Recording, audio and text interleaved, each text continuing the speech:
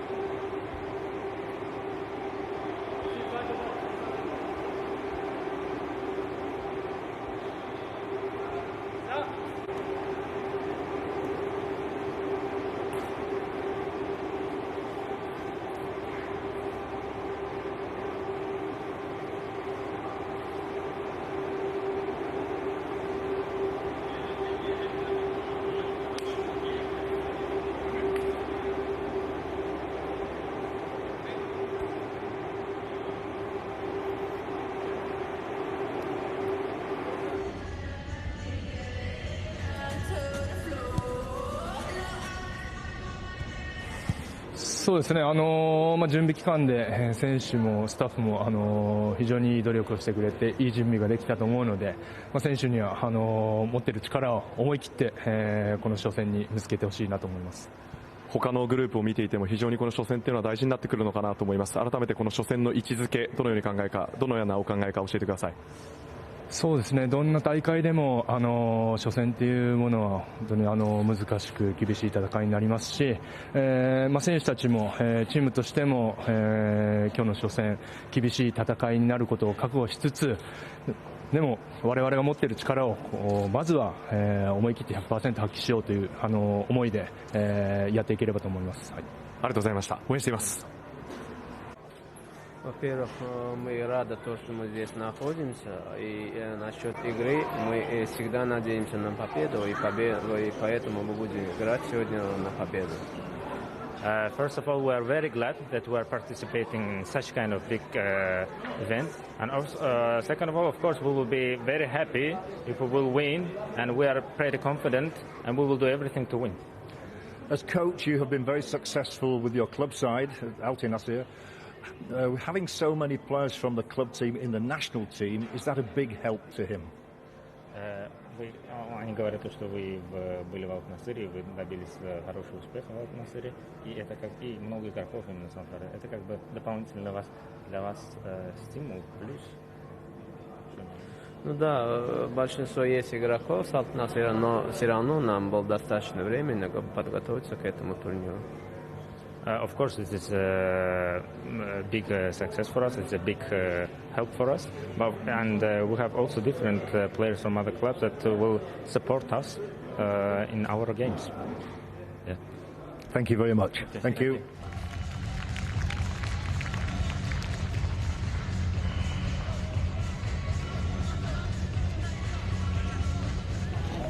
Bye-bye.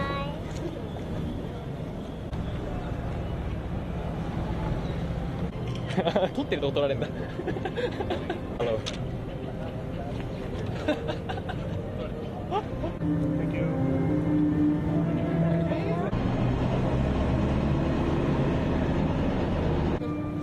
あ、一緒。別々で。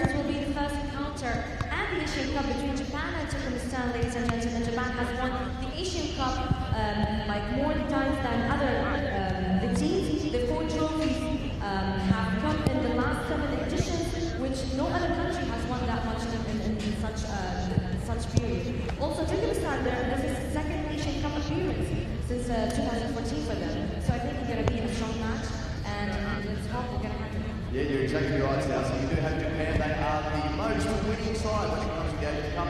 4 previous championships, and they're looking to extend that out to make it for 5 now and actually extend their lead over all the other nations. They're a great side. As you mentioned, Turkmenistan, they've been here once before, and one of their key players as well was a player whose father played in that previous tournament. Let's have a quick look at one of the gentlemen from the Japanese side. That is Maya Yoshida, the captain of the Japanese side. He plays in the English Premier League for South Africa. He's a really key member of this team, and defensively, he's going to need to marshal that back line. But positively for him, he's got some really good players alongside him. One of those in particular as well, again, Shoji, who played the Kashima here during the FIFA Club World Cup. So he's a key player to look out for the Japanese side. On the other side, you've got some great players from Turkmenistan as well.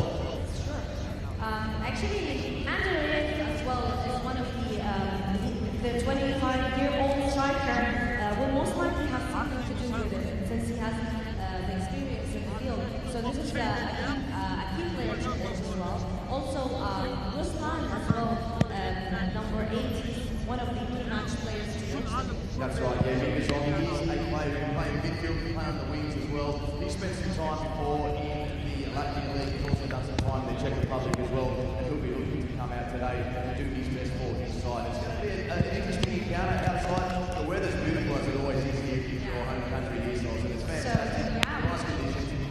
So we just remind you, ladies and gentlemen, be dehydrated, hydrate yourself all the time, and drink water all the time, and enjoy the match today between Japan and Turkmenistan. Yeah, that's exactly right. Let's see how those conditions play out today. We're looking forward to seeing how the teams make the most of the 3-game kick-off. The pitch looks absolutely free. Looking forward to the game today.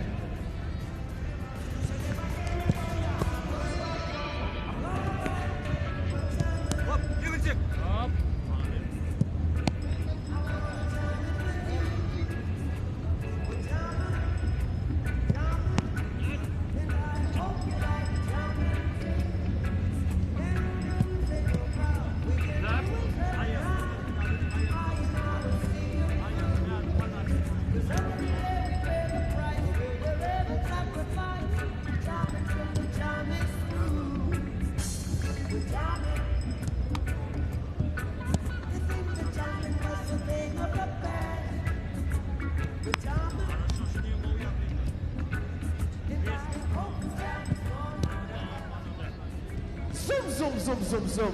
Say your dirty Saturday ladies and...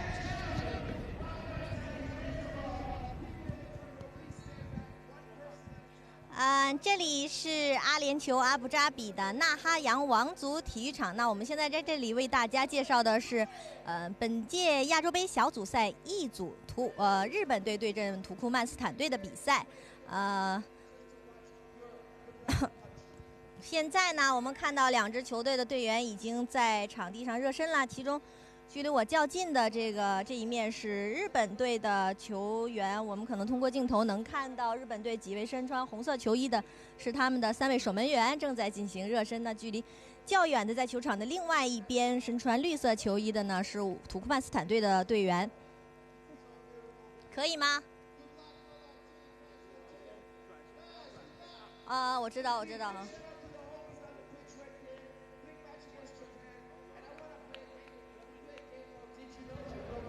可以了啊，we'll be ready to begin. Yes. OK.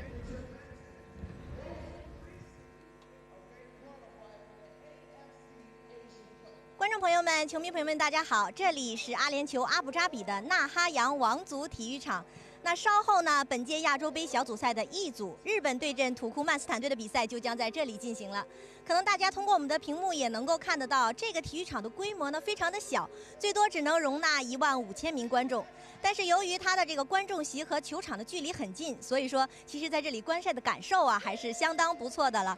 现在呢是阿联酋的当地时间将近下午3点钟，可以说是一天中最热的时候。现在的温度呢有将近30度，而且阳光非常的强烈，完全可以用暴晒来形容啊。其实我们站在这里呢，就感觉到太阳照的已经有点睁不开眼睛了。所以说，其实下午这个时间段的比赛呢，对于队员们来说会多少有一点辛苦，特别是对于2个守门员啊，他们的这个视线呢会受到一定的影响。那么现在呢，参加比赛的2队的球员啊，已经在场上进行热身了。当然，由于比赛已经临近，其实他们的热身呢很快就要结束了。其中呢，离我距离较近的这一边穿着这个灰色的训练服的是日本队的队员。我们的镜头可能能看到他们的3位守门员身穿红色队服的守门员正在训练，而距离我们较远啊，球场另外一端的是土库曼斯坦队的队员。说起来，这个日本队无疑就是亚洲杯中最成功的球队了。他们在历史上是8次参赛呢，4次夺冠，可以说夺冠的概率高达50%，这样的数据实在是让人羡慕啊。所以说这一次日本队在亚洲杯小组赛上的首次亮相，自然也是备受瞩目。那今天我们来到体育场就发现啊，今天前来报道的媒体记者呢，跟前几场比赛比呀，要多出了好几倍，甚至高于在揭幕战中的媒体记者的数量。所以说，包括这个观察席的座位，包括一会儿赛后发布会的座位，都变得非常紧俏。那刚才在媒体间，我们也和几位日本的媒体记者聊了一下，他们都说，由于今天的这场比赛，他们的对手呢是在小组中排名最靠后的土库曼斯坦队，所以说单一场胜利很显然是不能够让日本的媒体和球迷们满意的。他们还要求日本队要踢出一场非常漂亮的足球。当然了，同时他们还有另外一个要求，那就是没有红黄牌，没有伤病。为什么这么说呢？因为其实日本队到达阿布扎比之后啊，就一直是饱受伤病的困扰。可能有些朋友们也已经了解到了，他们队中的这个进攻核心中岛祥哉呢，就是由于伤病，在亚洲杯开幕的那一天啊，临时决定退出。当然，一同退出的还有另外一位中场球员。所以说呢，球队不得不临时征召了2名队员替补。其中啊，被临时征召的这个岩守司他就说，他接到通知的时候正在马耳他度假，不得不临时订了飞机票赶来跟球队会合呀。由于赛前呢，无论是日本队的教练还是队员都表示，他们这一次征战的目标只有一个，就是夺冠。所以说，小组赛阶段对于日本队来说，当然了，一方面要保证顺利出线，但更重要的是要保证所有的队员都保持一个非常良好的状态，让他们能够顺利的走得更远。那由于比赛马上就要开始了，我们在现场的情况呢，就先向大家介绍到这里。稍后呢，将会有我的同事邵胜义，还有我们的解说嘉宾欧楚良欧指导一起为您带来现场的解说评论，欢迎您继续关注。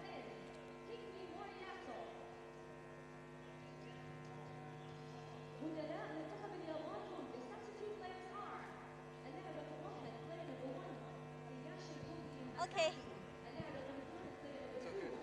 Thank you. Finish. Yes.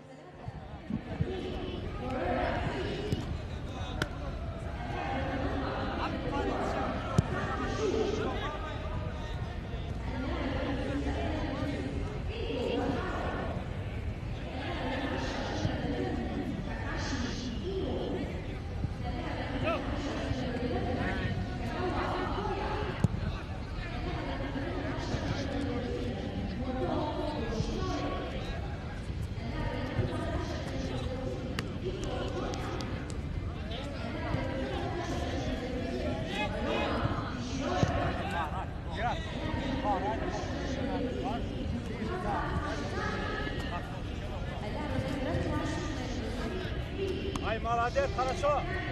Спокойно, давай. Яков.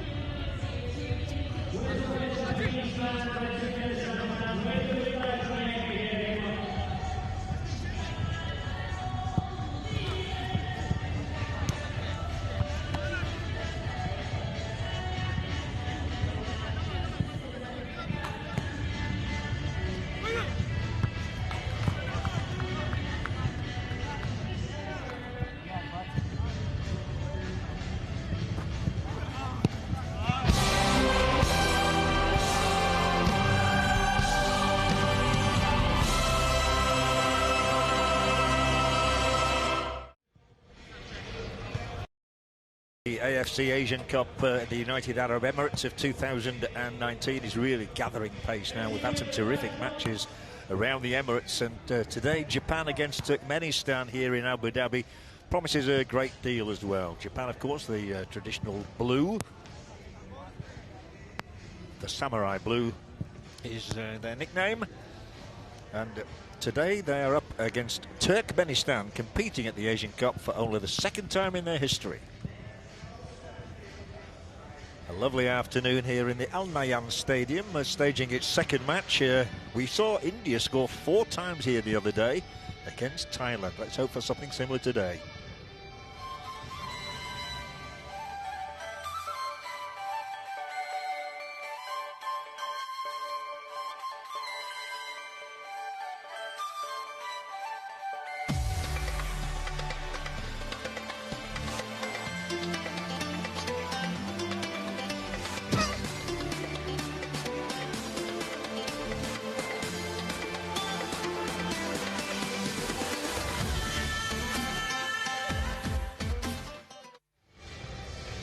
Well, you never know what to expect with a country you've seen so little of. Turkmenistan will be awaiting their first ever victory. They've only ever played once before in the Asian Cup, and they lost 2 matches and won 1. As for the Japanese, they've got an astonishing record. They've lost only once in the last 28 matches they've played in the Asian Cup, not including penalty shootouts. They would be the clear favourites in this group, though Uzbekistan would be expected to provide stern opposition. We're having a look in the 2 dressing rooms here now.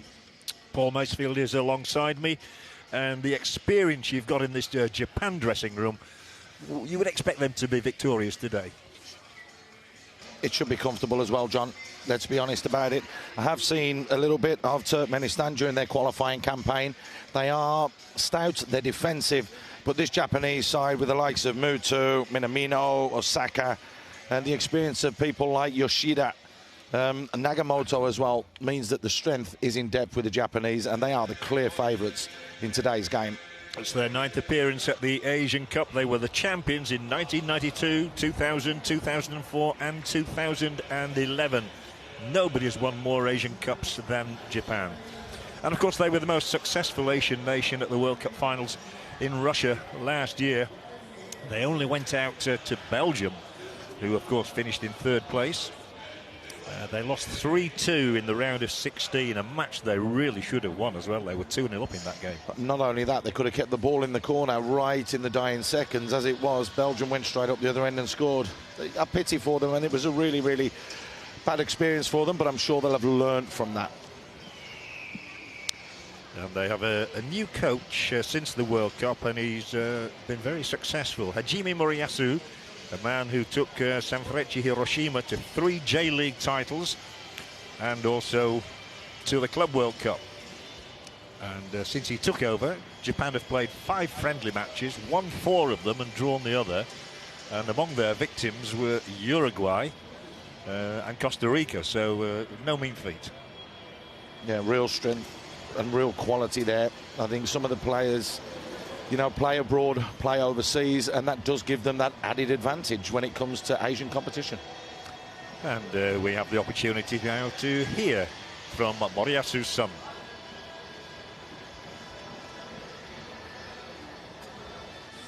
そうですね、準備期間で選手もスタッフも非常に努力をしてくれていい準備ができたと思うので、選手には持っている力を思い切ってこの初戦にぶつけてほしいなと思います。他のグループを見ていても非常にこの初戦というのは大事になってくるのかなと思います。改めてこの初戦の位置づけ、どのように考えか、どのようなお考えか教えてください。そうですね、どんな大会でも初戦というものは本当に難しく厳しい戦いになりますし、選手たちも、チームとしても、今日の初戦厳しい戦いになることを覚悟しつつ、でも我々が持っている力をまずは、思い切って 100% 発揮しようという思いで、やっていければと思います。ありがとうございました。応援しています。Well, our cameras have now been given access to the Turkmenistan dressing room as well. They've just hopped across the corridor here to have a look at the numbers on the shirts of the Turkmenistan team. Turkmenistan actually are playing in green today, as you can see. Number 4, Saparov there. one of their more experienced players, 24 years of age. He actually scored in a qualifying tie against Iran, which shows you there is some quality in this Turkmenistan lineup. There is all the way through as well. A lot of them play together domestically for a team called Altinasar, so that helps. The understanding that brings, I'm sure, will add to the value that they have. They can be defensive, they can shut up shop, but they can also and do have threats going forwards. Mingazov is another one that can create issues and problems. Amanov and also Hushev, who's out wide, they can create issues for this Japanese backline. They arrived, as you can see here, in their coach at Al Nahyan Stadium about an hour and a half ago. There is their coach, a diminutive fella, Yazguli Hayaldiev. He's 41 years of age, but notably he led that side you were referring to, Altinasir, to the Champions Cup final. Yeah, that's right. I mean, they've been fantastic throughout Asian domestic competition over the past couple of seasons, and obviously they've got the best players. Playing together, as mentioned, gives them that added bonus of knowing each other, knowing what each other's going to do on the field of play. And there are a couple of players that are playing overseas as well, which does help. One in the Czech Republic, one in Uzbekistan, which again, when players go away from their natural country, they gain more experience and they will bring that back and harness it with the national team. How many of those Altinasir players are in the starting lineup today? I'm glad you asked me, John. 7. Really? And I'm sure you'll touch on the team news a little bit later on. But again, that understanding is going to be there. A lot of the spine of the team is together, so we can expect them to be resolute in defence. Yes, I did have a chat with the coach here before the game, and that was one of the points I put to him, actually, about the number of the players from one club in this national team. It must help. It has to be a big help. And we're going to hear from the coach any moment now.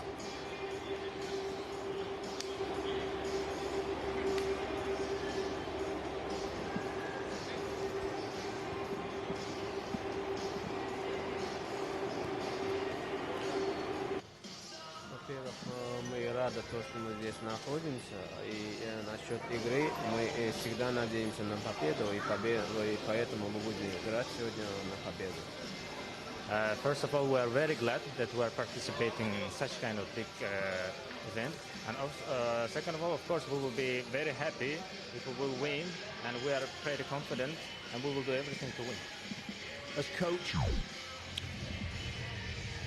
Well, as you can see, we've got a lovely clear blue sky here above Abu Dhabi today. It's absolutely glorious for those people who are on holiday. It must be absolutely wonderful. You and I are, of course, in working mode. That's right. We managed to enjoy a game yesterday, though, where we went and watched Vietnam play. Again, another tight, cagey affair. We are seeing the underdogs come to the fore in this tournament. India, of course, started that one all off with their victory earlier on in the competition against Thailand. Maybe it could happen again today. We've seen a few little shocks. We've seen a few little upsets, and it may continue. No, you say tight cage, but there were 5 goals in the game, which was good to see, and most games now seem to be producing more goals, apart from Palestine-Syria. I think that was the only goalless match so far. We've seen some good finishes as well. Oh, we have. There's been some cracking goals, and there could have been a few more cracking goals just for that little bit of luck, which eluded certain players at certain times. Iran looking good the other day, though. The Saudis, the powerhouses, have come to the party. I'd say the big one of the powerhouses that disappointed us a little would have been the Korean Republic. I think we can expect a little bit more from them growing into the competition. That's why today is so intriguing to see how one of the other powerhouses, Japan, are going to fare in this 90 minutes. There's one other person I'm looking forward to seeing out there this afternoon, and that is the referee, Alireza Fagani from Iran. For me, and I know for you as well, he's certainly among the top officials in the whole of the Middle East. Yeah, we spoke about it before, didn't we, John? He's a wonderful official, takes no nonsense, very, very good, but does know how to let a game ebb and flow as well. I do like him. I've liked him over the last 5-6 years because he's been doing lots of Asian competitions. He's done the Champions League. He's appeared in World Cups as well as Asian Cups. And for me, one of the best in the business at the moment. Yeah, among the best in the world. It's an interesting point, actually, because I know Howard Webb, the English referee who took charge of the 2010 World Cup final in South Africa, and he's been working in Saudi Arabia with the referees there, and as has Mark Clattenburg, another English Premier League referee, and they say that some of the world's best referees are actually in the Middle East nowadays. it's nice to see, isn't it? It's great to see that Asia not only contributes from a footballing perspective on the field of play with players and with countries and teams, but also the support. And of course, when I say the support, the officials, because without the officials and the referees and the assistants, we don't have a game of football. So it's great to see that in that area of football development throughout Asia, that it's very, very prominent as well. I know that there are referees all throughout East Asia. Now you're mentioning West Asia and the Gulf nations that are starting to produce these officials. Long may it continue.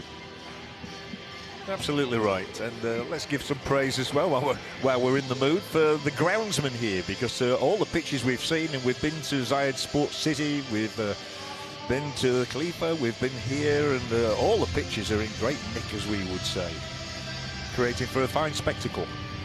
Fantastic, aren't they? I know that special crews have been brought in to manage the pitches and monitor them, keep them up to speed and up to a certain quality, and they work tirelessly round the clock. These are the unsung heroes, along with the volunteers who help, and you see the boys out there and the girls out there holding the flags and waving them, and you know, it's great to be part of what is a very special footballing event. It is a spectacle, and we are witnessing the AFC Asian Cup of 2019 in the United Arab Emirates, which will all come to a conclusion here on the 1st of February in Abu Dhabi. That seems a long way away. We're not even through the first round of matches yet. So still a lot of teams to look forward to seeing as well. Who knows what we're going to get from Lebanon, for example. We've not seen them. Qatar, they're all coming. Yeah. Correct, they're all coming up later on. I think it's the actual second round of matches start tomorrow, don't they, John? And there's some intriguing ones coming up. But as you mentioned, there's still 4 more teams to see after these two to complete that first round. Yeah, you just got a glimpse there of number 22, Yoshida, one of the English-based players. He's their captain for Japan. He, of course, played for Southampton. And some of the Japanese players only arrived as recently as Sunday, so they haven't had as much preparation time as perhaps they would have liked. Turkmenistan have been here a little longer. They went out at the group stage in 2004. They drew against Saudi Arabia, actually, lost to Iraq, but only by the odd goal in 5, and lost to Uzbekistan by only an odd goal as well. So here come the players. They're desperate to get out into the sights and sounds of Abu Dhabi and the stadium.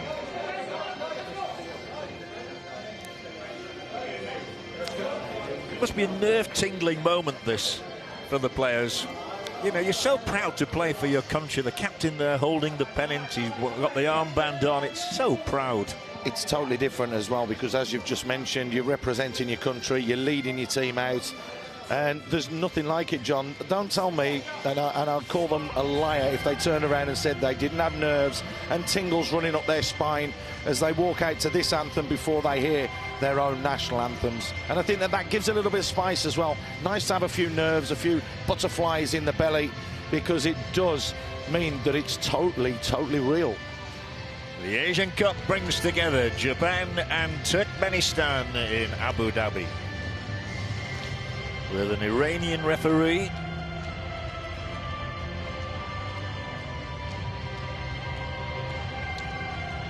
And everybody taking their positions, whether it is the boys holding the flags of the nations, whether it's the referee with his whistle in hand, his cards in his pocket, let's hope he can keep them there, or the players who now stand either side of the officials for the day's national anthems, beginning with the national anthem of Japan.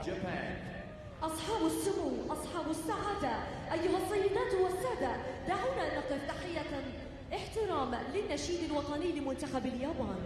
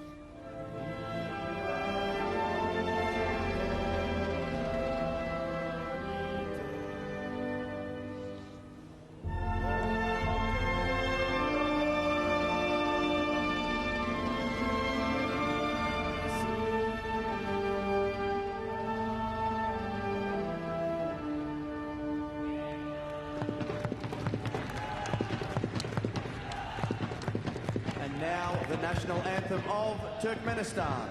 والآن مع النشيد الوطني لمنتخب تركمستان.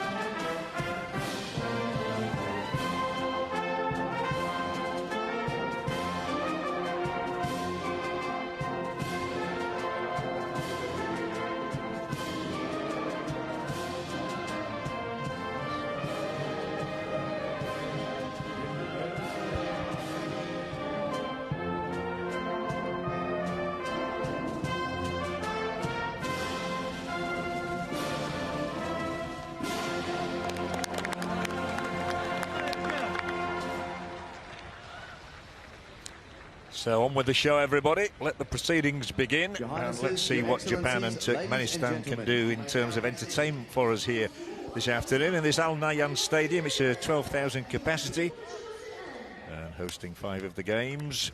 We already saw India win 4-1 here against Thailand on Sunday, I think it was, 3 days ago.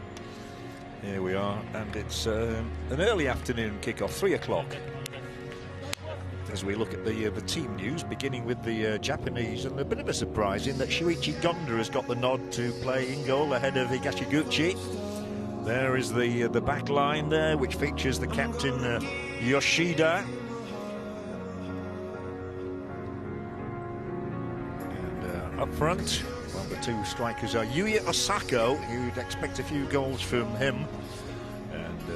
There it is, that's the full lineup. The other one is Takumi Minamino, who has been a recent addition to the Japanese starting lineup under Moriyasu, the coach. Here is Alif Aghani then, the referee, alongside him his assistants from Iran, and the 4th official, Muhammad Muzi from Malaysia. The captains, as always, will exchange the pennants. The captain is Amanov for Turkmenistan. Still waiting the arrival of his opposite number, Maya Yoshida.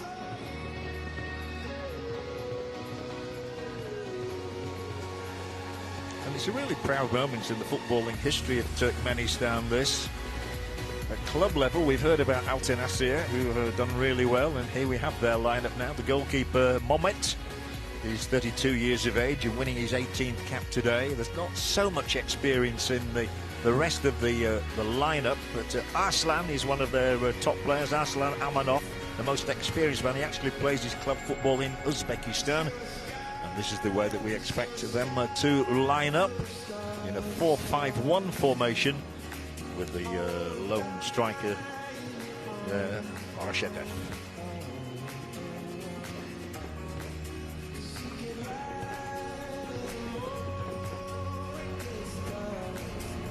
Could not ask for finer conditions. A really delightful afternoon here, and we are all set to go. The biggest problem for Turkmenistan mates may be trying to score goals. Moriyasu there will have his strategy worked out. He's a very experienced coach, having done so well with Sanfrecce Hiroshima. It's a question of what the coach of Turkmenistan can put up in his face in front of him to make it life difficult. There he is. Yeah, they've got to have a little bit of a go, but it won't be to start with. I think it'll be a little bit cagier from them in the opening exchanges, 5 or 10 minutes. But the Japanese need to settle quickly as well. So we're always going to a countdown here before we play our football in UAE. And so the countdown from 10 is on. And very shortly we'll be saying welcome to Japan against Turkmenistan.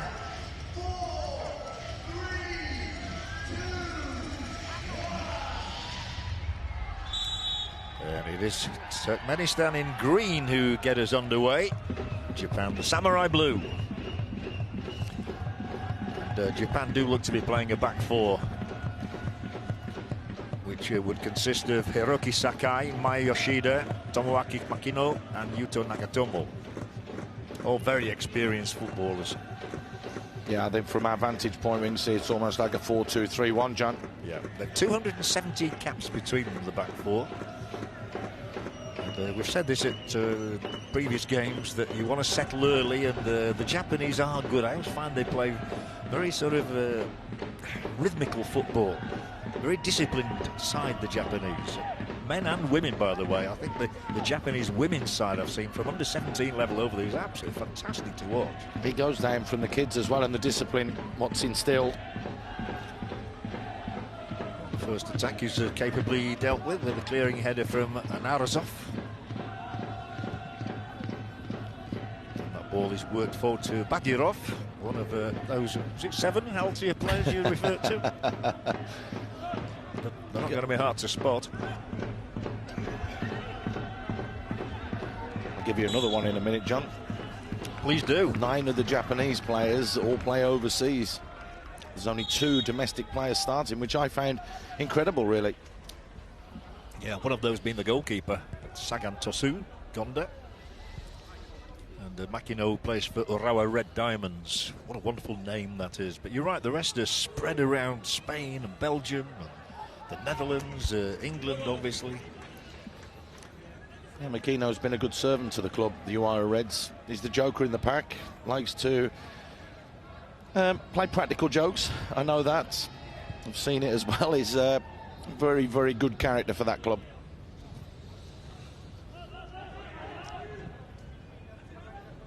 Well, the nerves have gone now. Whatever nerves there were, even through the national anthems, have dissipated. And we're down to the football here. The ball at the foot of Sakai. He plays in France with the Olympique Marseille club. That's a great city for football. They do love their football in Marseille. This is him taking the throw-in now. His 50th cap today, so it's a milestone match for Hiroki Sakai. Played every minute at the World Cup finals in Russia, so that's the quality we're looking at here.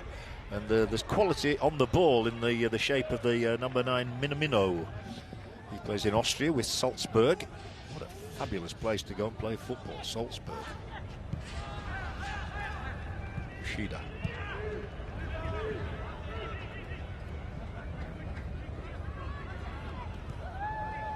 The link player is the number 16, Tomiyasu from Santroiden.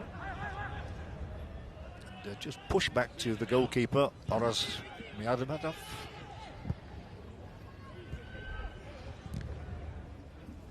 Japan controlling the ball as we expected in these early phases. Worked across to Sakai. They use the flanks well. That's exactly what they're doing here as the ball is pushed back to Shibasaki. This is the danger area, 20 yards out from goal. But a very good first-time win of the ball here, and then a race on at the other end. He's on his own. There's nobody to cross the ball to. Well, there is one arriving, but then he takes almost the wrong option there. Orashadov has the ball back again now. Orashadov charges in, trying to unsettle Yoshida, who will not be unsettled. That was a promising little break. Yeah, it was. A bit on the counter-attack, a little bit of pace there. Orashadov making the runs, willing to run. Going to be a hard afternoon for him.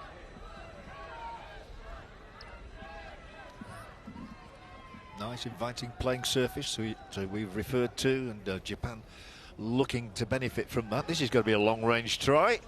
A rather hopeless effort. I mean, that's absolutely nowhere near anything. It's nowhere near the net. It's nowhere near the fans behind the goal. It's nowhere near the corner flag. Sometimes we see them going out the ground, but that one, I think, like you said, was just nondescript in the end. Shibasaki knows better than that. There are better options in and around him. Yeah. Just trying a little sighter early doors. His reaction tells you everything.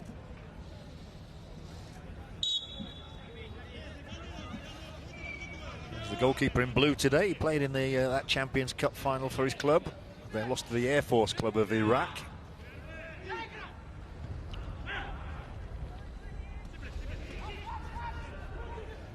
Interestingly, John, it's actually Turkmenistan that's gone with like a 5 at the back, as opposed to the Japanese.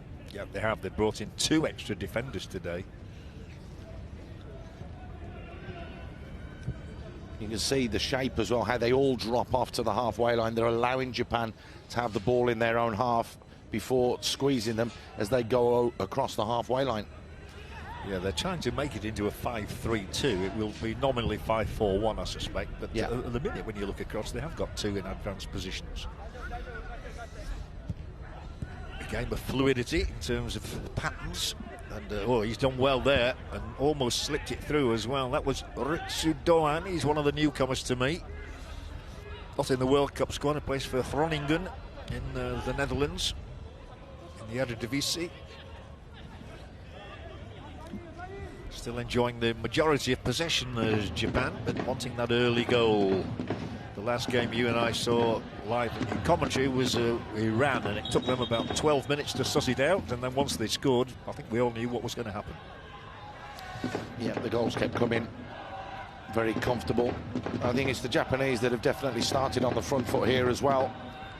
It's only expected from the powerhouses, I think, John. You know, that you don't become a poor side overnight, but sometimes you've got to settle in. And like you mentioned, a couple of the Japanese players coming a little bit later. Maybe little things like that hasn't helped their preparations, but they'll grow into this tournament. It's not about how you start a tournament, it's about how you finish it. Very much so. They take on Oman next in Zayed Sports City on Sunday, 4 days away, by which time we'll have seen dozens more matches probably. Not short of football here in UAE. It's funny, isn't it? You go around the different hotels and the places where you can eat and drink, and all the sports bars love to show football, not just the UAE football, of course, but the English League, the Spanish League. And here comes Japan now into that area. Didn't get the ricochet he was looking for there, Osako. So Turkmenistan have the chance here with Amanov, one-on-one. Amanov against Sakai. And Sakai stands his ground. It's a big solid lad, you know, Sakai. Oh, he is. He's not short. I mean, he's what, 6 foot, 6'1". He's powerful, strong. And he's really come on over the past few years. Really come on. Yeah, I've seen him develop over the years with the international team and with his club sides as well. You don't get a contract for a club like Marseille without being a good player. No, correct.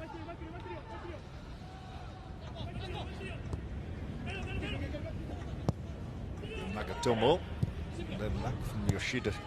Put a bit of pressure on the man in orange today, Gonda.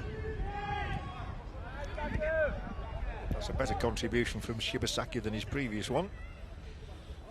Now the fleet-footed Doan, only getting his 6th cap today, one of the recent additions to the squad. They've played 5 matches under Moriyasu since he took over after the World Cup finals, and been mightily impressive in all of them. And he's introduced people like Doan and Minamino very successfully. And they are still without a few players as well.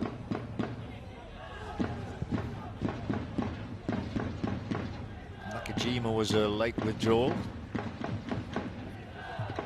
No Honda as well, who's been an ever-stay for the past decade or so. This is nice build-up play around the edge of that area, a little clip through, well defended. It was well taken away there by Babianov. There was 8 green shirts in and around that box there, plus the goalkeeper 9, making sure that there's no threat. This is going to be a long day for Japan, because they are going to have to try and probe to find an opening. There's that little ball played in behind, and as you can see, 2 green shirts throwing their bodies on the line to defend and clear it. Yeah, absolutely right. The key defender there, Saparov, that's his 19th cap. He's been in the side since 2014, the number 4 you were looking at. The injured party is the number 9, Orashadov. He's nominally a striker, but he's playing back there as an extra defender at that time. Yeah, I think we said, didn't we, John, at the start, they're going to be very tight, very compact, and say to Japan, you're the ones that are going to come and get the 3 points, because you've got to come and break us down.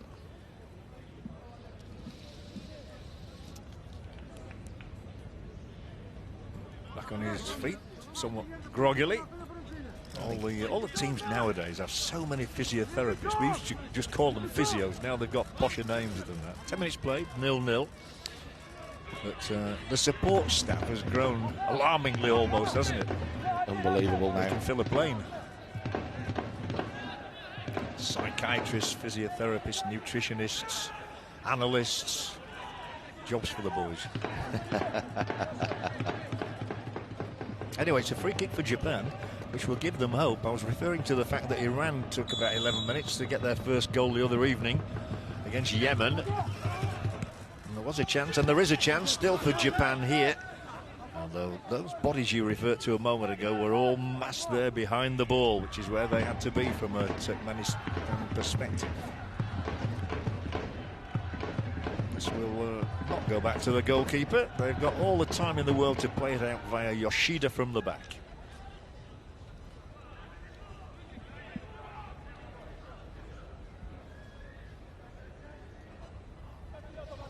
It just shows how much Japanese football has probably improved since the inception of the J-League, with so many of their players now going into Europe. I remember the days when there were hardly any. There was Shinji Ono and one or two more in Holland, but not that many around. Now they're everywhere. Kazimura, until he was 50. Yeah. In fact, he might still be playing, actually. I think he probably is. And scoring goals. Nice approach play, but yet again Turkmenistan with loads behind. Oh, it's the first clear opening of the game, and it was a clear header for Ritsu Doğan as well. And Arazmadov has just managed to get his fingertips on this one. He's in the right place at the right time, and it was a routine stop for him in the end. Got a score there for me, John. Doğan came off the shoulder of Bachirov, and as you mentioned, a clean free header. Here come Turkmenistan, however, with Mingazov. It's a very proud day for Mingazov, the number 8, because his father played the last time Turkmenistan were in the Asian Cup 15 years ago. So now that his dad, Kamil, will be watching with interest. With a few memories. He may be here for all I know.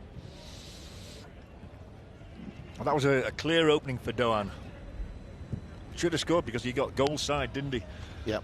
Goal side of the defence. Totally in behind. Like I said, played the run off the wing back. And again, with them playing that 3 at the back, which they're not accustomed to, just one or two little issues about where to stand when the ball is delivered and when runners are running in. And they just got caught there. Yoshida acknowledges that the pass was a little too elevated. Absolutely ballooned over the top of the player. But here's that opening again for Doğan. And he's made it easy for the goalkeeper. He realised he had more time. He could have had a touch there and then slotted it. The goalkeeper would have been thinking, hello, here we go. I'm about to be picking the ball out of my net. He didn't have to do.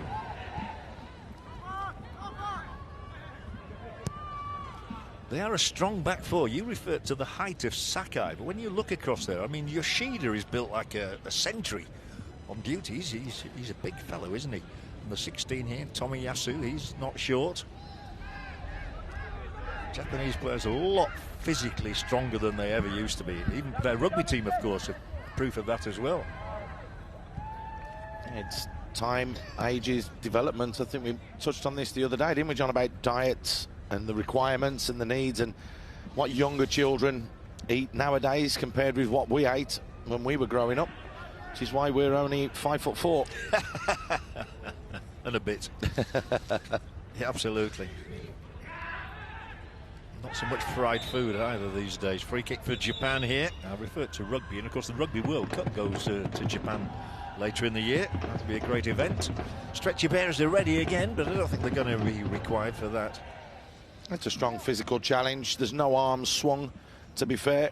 Quite clearly, Ilyasov just trying to go and win the ball, but taking out Doğan at the same time. I don't think it needs a great philosopher to know that Turkmenistan's best chance today of getting anything from this game is to pack the defence and try and hit on a break every now and again. Well, that's why every man in green is behind the ball right now, as the free kick should come in. Maybe from the left foot of Doğan, maybe from the right foot of Shibasaki. It is Doğan, it's flat. It's still got through, but it was not fruitful. It was a poor free kick, really. Yeah, it wasn't the best. Look at that. Look at how many green shirts are back there. You refer to the back five, and at times they're supplemented it to a 7 or an 8. We said how important it was not to lose your opening game. I think it's critically important.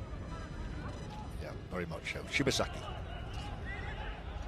That was a legal intervention, and it's enabled Turkmenistan to get across the halfway line and into Japanese territory with a fleet-footed run from Amanov, the skipper.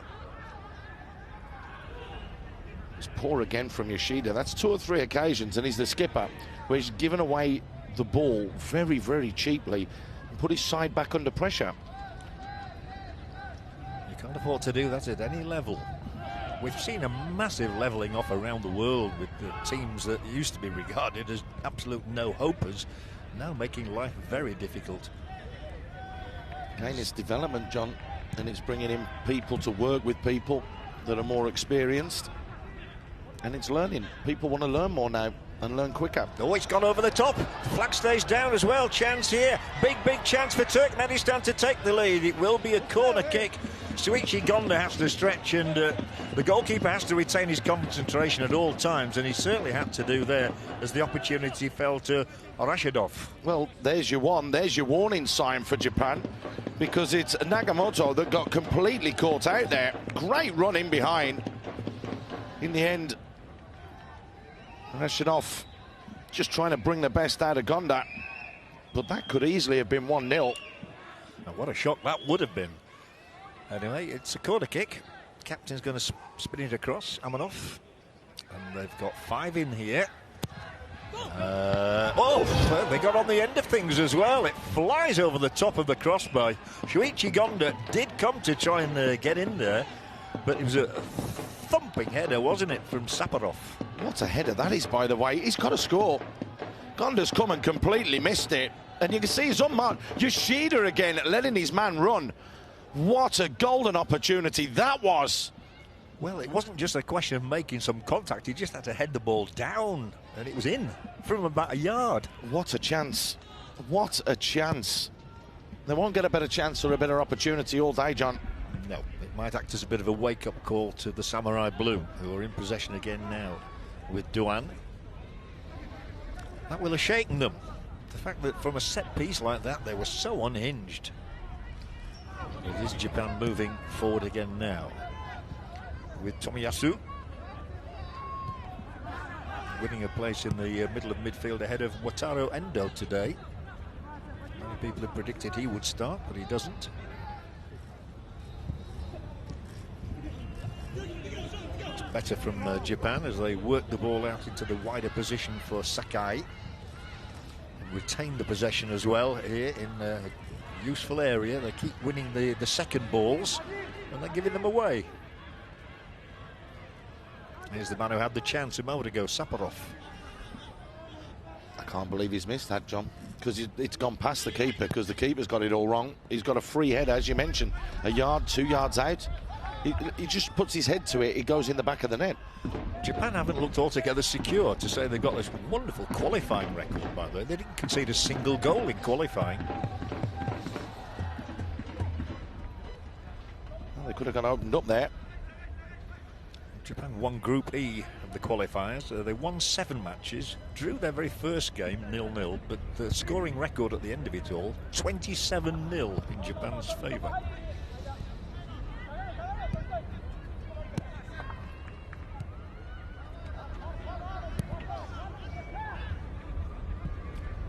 Plenty of the ball, that's for sure. That was to be expected as Sakai takes up another one, slips it down the line, but he's got to be offside, is Doan this time.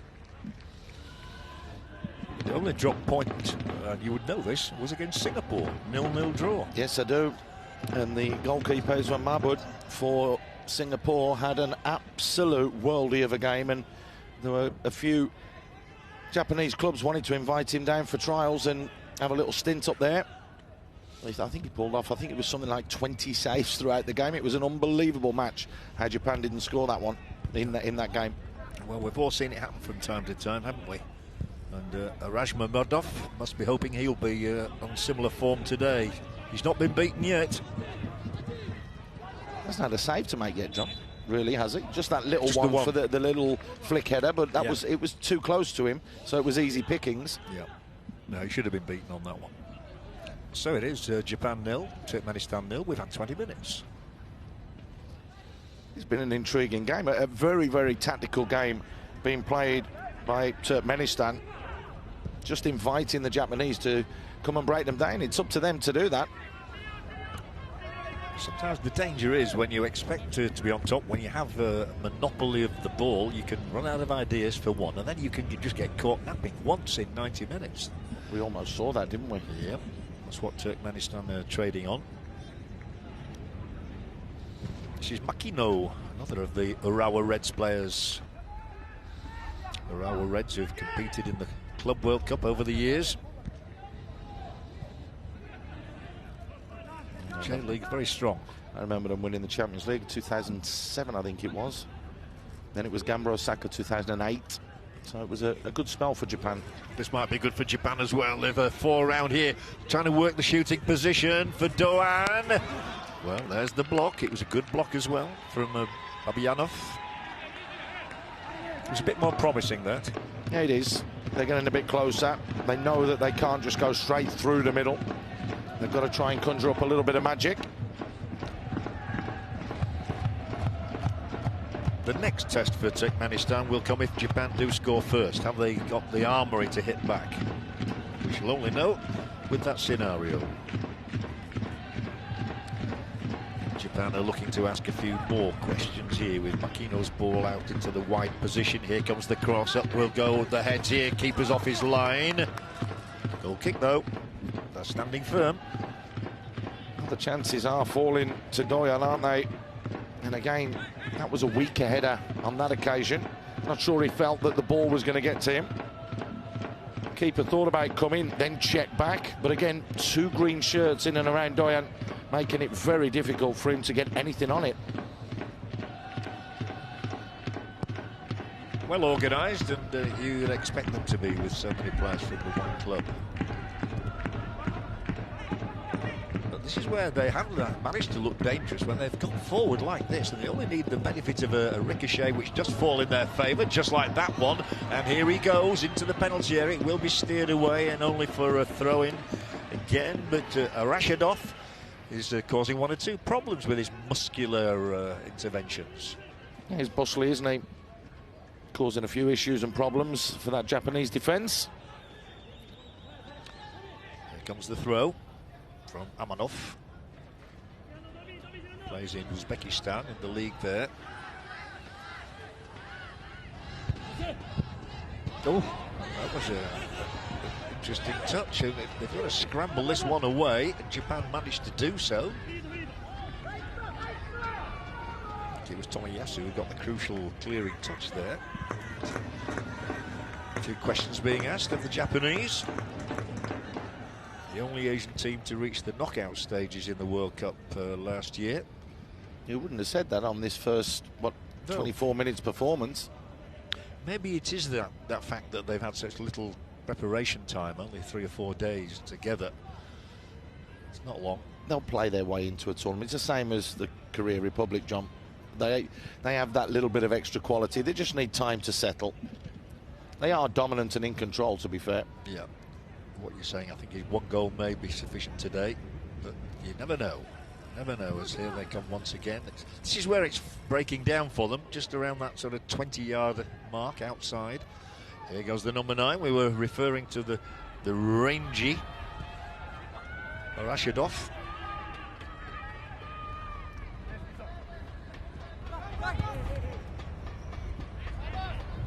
Interesting selection to me, and I think it's because of the opposition today from Turkmenistan. I'll just break off because they've got an attack going here.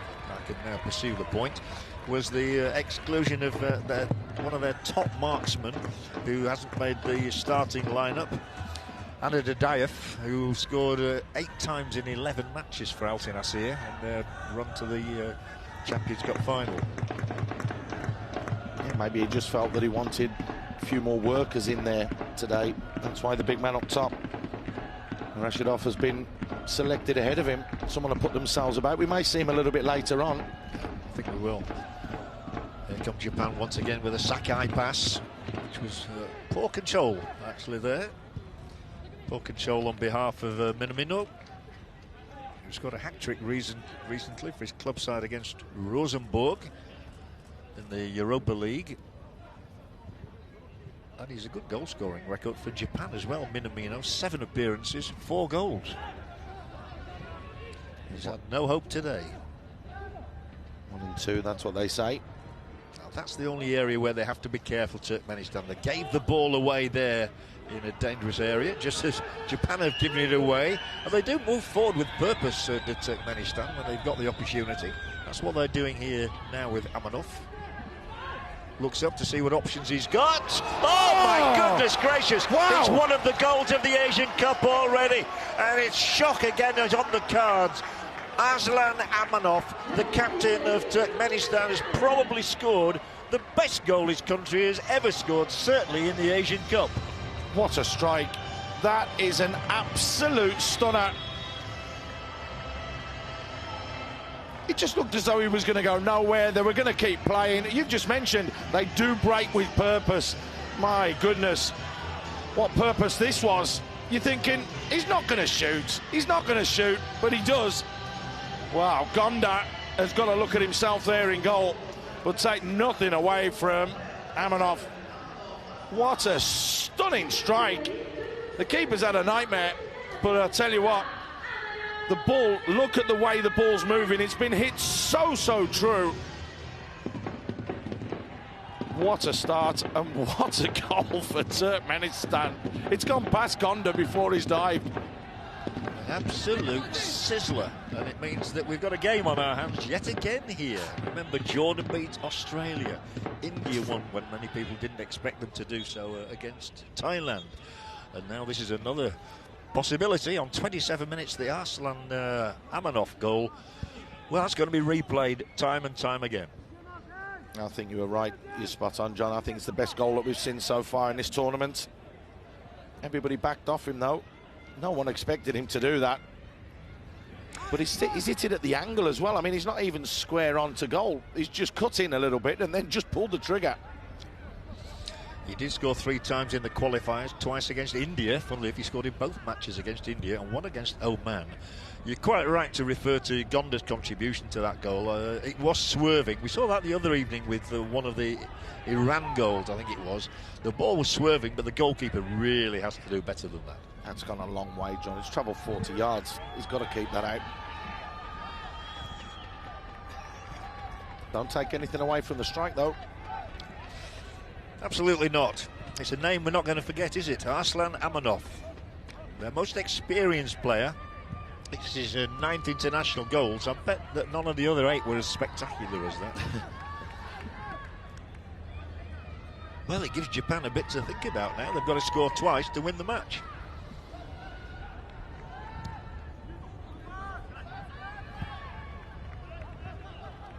It's amazing, isn't it? How many times you look and say, on paper, this is a victory for one team without question.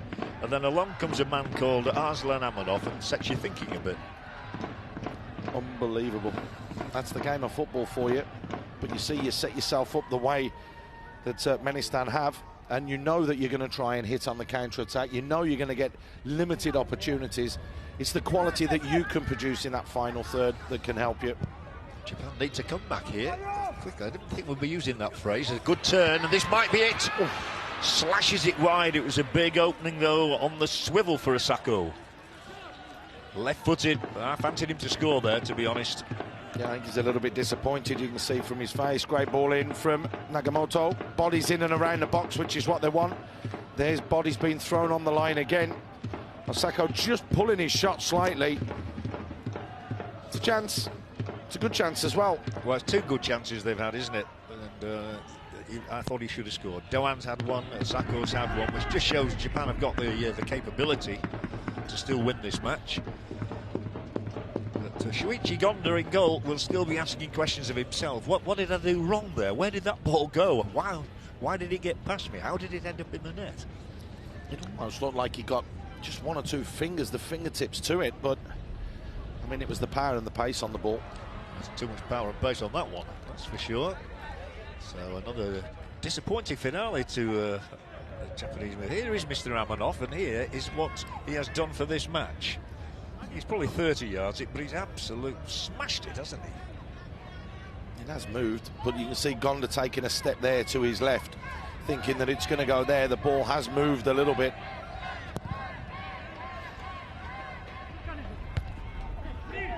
So it's good that the star men are contributing in this tournament already. We saw quite a few for Iran the other evening. Dijago,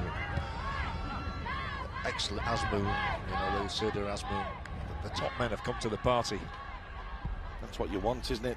The big stage, the big players. You need them to be there and stand up and be counted. Sunil Chetri for India is another one. He's revered over there. Yeah, very much so. Shibasaki. The one thing Japan will not do is panic. They're not that sort of a nation. And that was a good intervention from one of those 5 defenders in a line back there in the green. They're well organised, they'll have to be here. This is Japan's opportunity to hit back. Fine save. Very fine save indeed. He's having no fortune with his shooting at the minute, but that's a top-notch stop from Razmaradov. Yeah, Razmaradov there, just plants his feet in. It's a little bit close to him, but even still, he's got to deal with it. This ball moves, though, slightly, doesn't it, from Tomiyasu? Good focus, good concentration, though, from the keeper. Yeah, chances beginning to appear for Japan now. That's at least 3 good ones they've had with Tomiyasu, Osako and Duan. It only takes a second, as somebody once said. It's another flat one, it might still come through and cause some anguish. It's another corner. Some corners must be exasperating for the centre-backs. The big centre-backs go up for the ball in the air and smack it along the ground. Yeah, this is in the air, and this is dangerous. So it's going to be a goal kick on the end of it, but nothing doing still for the Japanese here with Osaka. Shibasaki's disappointed me a bit so far today. One or two of his passes have been sloppy. Yeah, it has. There it is again. The ball just floated in. Osako just not being able to get the power or the direction on it that he wanted. Ooh, that hurt. And it's a yellow card for Sakai. Took a bit of a battering there. First yellow card of the match shown by the referee from Iran, Mr. Fagani. Just arguing about whether he used his knee or his toes. And that is a Fagani saying he went with the knee. I think you can see there Sakai just saying that he caught him with his foot, but both were leading. Yeah, it's the correct decision from the referee. Yeah, Rashidov certainly felt the full force. That's what I like about this referee. He's not fussy. I mean, he just blew the whistle. He came, decision made, yellow card. Let's get on with it. Get on with it, correct. Yeah, good. Very good. Free kick coming in for the team that's in the lead, Turkmenistan. Scored only their 5th ever goal in the Asian Cup finals, and they're looking to get another one now. Those results from their previous appearance in 2004. They drew with Saudi Arabia 2-2, only lost 3-2 to Iraq and 1-0 to Uzbekistan. Now then Japan, is this their moment? Here's the pullback, it's a weak cross. Poor attempted cross from Osako. They still have the possession. They still have chances of getting level before half-time. 11 minutes remaining in this first period. Shibasaki and then Yoshida. Plenty of good movement off the ball, and this surely will be it should have been an easy cross to deliver. He hit the first defender. Now he just loft it back stick. I think he thought of having a shot there, did Shibasaki, and then changed his mind, and then he's having a funny old day. It happens, John. It happens to the best of them. Sometimes it goes right for you, sometimes it doesn't. The more mistakes you make, the more you'll start to think the coach might hook me off here. There are times, John, the less you want the ball, or you don't want the ball for the next minute or so because you make such a big error. But it's all about confidence, and that's where the good players are so good. Even if they do make a big mistake, it's always give me the ball. I want the ball. I want the ball. I want to play, and that's the sign. And you know, that's the sign of a class quality player. I don't know if you caught that little statistic there, but it is that Japan have had 8 shots so far. Turkmenistan have had 3, but I always insist on reminding everybody is the one statistic that really matters is the goals column, and it's 1-0 to Turkmenistan. The percentages of hitting the target as well are good for Turkmenistan. 2 of the 3 on target. And they've got another position to potentially profit from around the edge of the area here. Well, Gonda's just made up for his earlier error because he's effected a save here to keep it to 1-0. And these are extraordinary moments in the game. Atayev is the one who's got in for the left-footed shot here. Shuichi Gonda has earned his corn. That's a great save. That is a great save, but it's a great run coming forwards. Atayev, as you said, just bursting through. Corner. Turkmenistan 1 to the good and looking to go further ahead to enhance their position in this match. I don't think it'll be from that corner. That's probably the worst corner we've seen in the entire Asian Cup. We've seen the best goal. We've just seen the worst corner. Yeah, I think he's trying to fizz it in with pace. And sometimes when you do that, you overcompensate because he wants to get that whip on it. If you remember, the header that went over the top from Saparov was with pace. He's tried to do the same. If you catch it wrong, that's what happens. It just balloons away from the goal. Nearly swirled all the way to Alain, did that one. Yoshida, the captain. He won't want to be the captain of a losing side. Japan, we referred to earlier, don't lose too many in the Asian Cup. Just can't latch onto the ball. Here's another break for Turkmenistan. It's beautifully played out into this left touchline, and he's really played well. He's Amanov out here. He's causing all sorts of problems to them. Lost out that time. They gave him the big build-up, and he went and lost it. No. That was too easy there for Sakai, wasn't it?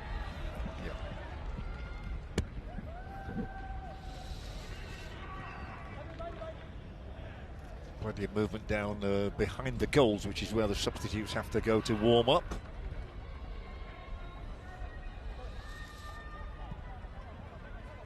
So Japan try to build another attack down that left channel. And they have forced 3 saves out of the Turkmenistan goalkeeper. They want to beat him, that's the point. And this might be a dangerous cross in. It's flat, and well, it's another comfortable stop as he clutches onto the ball. I just think Minamino, I think he was just trying to bring that down for himself, and he's just caught it too heavy.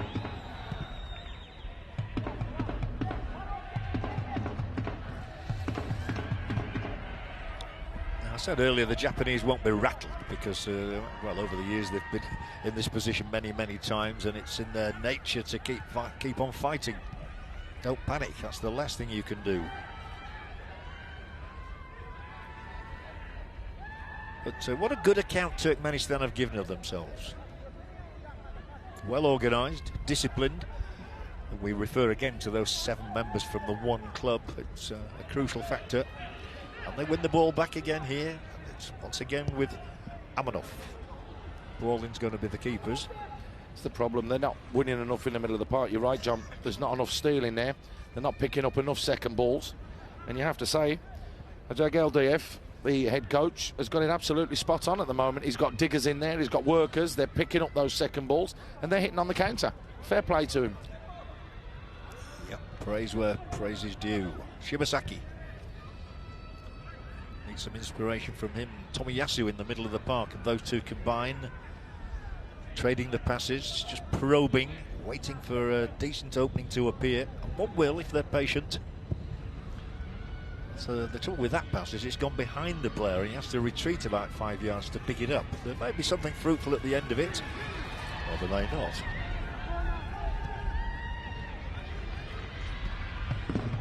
I think Japan know they are in an Asian Cup. They're not going to find victories easy to come by against anybody.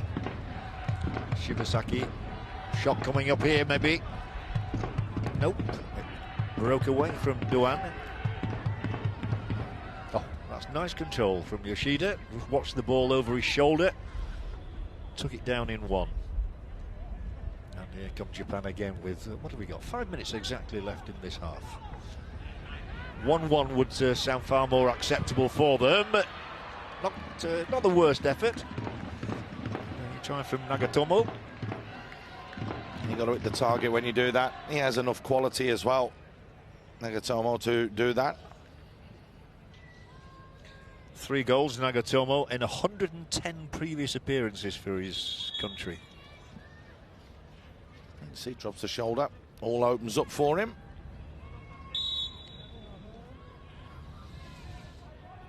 He did open up and he just spiraled it over the top of the crossbar. Well, Turkmenistan, if somebody had said to them, OK, you can lead 1-0 at half-time, I think they'd have taken that. Interestingly enough, we were here, say 3 or 4 days ago, where a game changed completely in the second half, when India 1-0 at half-time against Thailand, and a very even game, came out absolutely firing on all cylinders and never let go from that moment on, and scored 3 times in the second half. It was unbelievable. It was the best performance I think I've seen from India in the second half of any match internationally for them over the last 3 or 4 seasons. Japan might have to turn it on in the second half here, because in the first they're being kept at bay pretty well and losing the ball again. The break once more is on, and let's look at this in perspective. Turkmenistan could actually have been 2 or even 3 ahead, because they had a big opening which Saparov headed over the top of the crossbar, and Gondas had to make one other excellent save as well. That's a crucial win of the ball there, and he just couldn't get the purchase on it that he was requiring. 1 or 2 lucky breaks of the ball there for Japan. This could be a key moment in Doan. They need a clear shooting opportunity. They have got enough forward here, Japan, to make this count. Well away again from that number 2, Babiyanov. I've seen a lot of him in the centre of that defence. It's like a training exercise, isn't it? Yeah. Japan have got to try and break them down. The numbers are there, and they can't do it.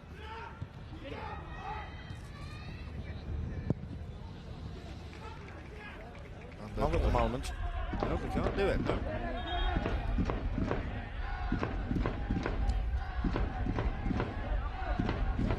There used to be the old jokes about the training sessions. Here we have 69% possession. It's all right having the possession, but you've got to score the goals, and things are going really badly, we used to say, when the dustbins win the training matches.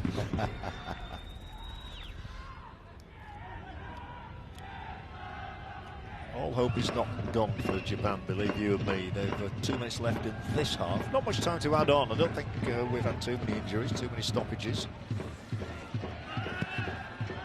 I'm going to mention him again. Number 2, Zafar Babanyav. He's made a notable contribution to his side's defensive display here. Just winning his 7th cap, Babanyav. And having just said we've barely seen the medics, we might see them any minute now, because we do have an injury. And Aurora is off. Looks as though he's got caught. Don't really see too much in that. No, he seemed to fall against his own man, if anything. He's back on his feet now. It's certainly advantaged Turkmenistan as we approach the break. A little over 60 seconds of the half remaining. I don't think many of us expected to say Japan trailing. They may not be for much longer. They have a corner kick indicated by Ale Fagani. I'll tell you what, that's brilliant refereeing. Yeah. Because he's looked at his linesman, they've thought it was a corner, but he's thought about it, he's watched it again. Yeah. Clearly you can see Asako's headed it, and he's overruled his yeah, he did. He pointed to the corner, and then he's changed his mind. Very good. You're allowed to do that. Yeah. That's why he's one of the best. Yeah, we continue to extol his virtues, Ali Fagani. Ali Reza Fagani, to give him his full title. And we are inside the last 30 seconds of the half here in Al Nahyan Stadium, the heart of Abu Dhabi.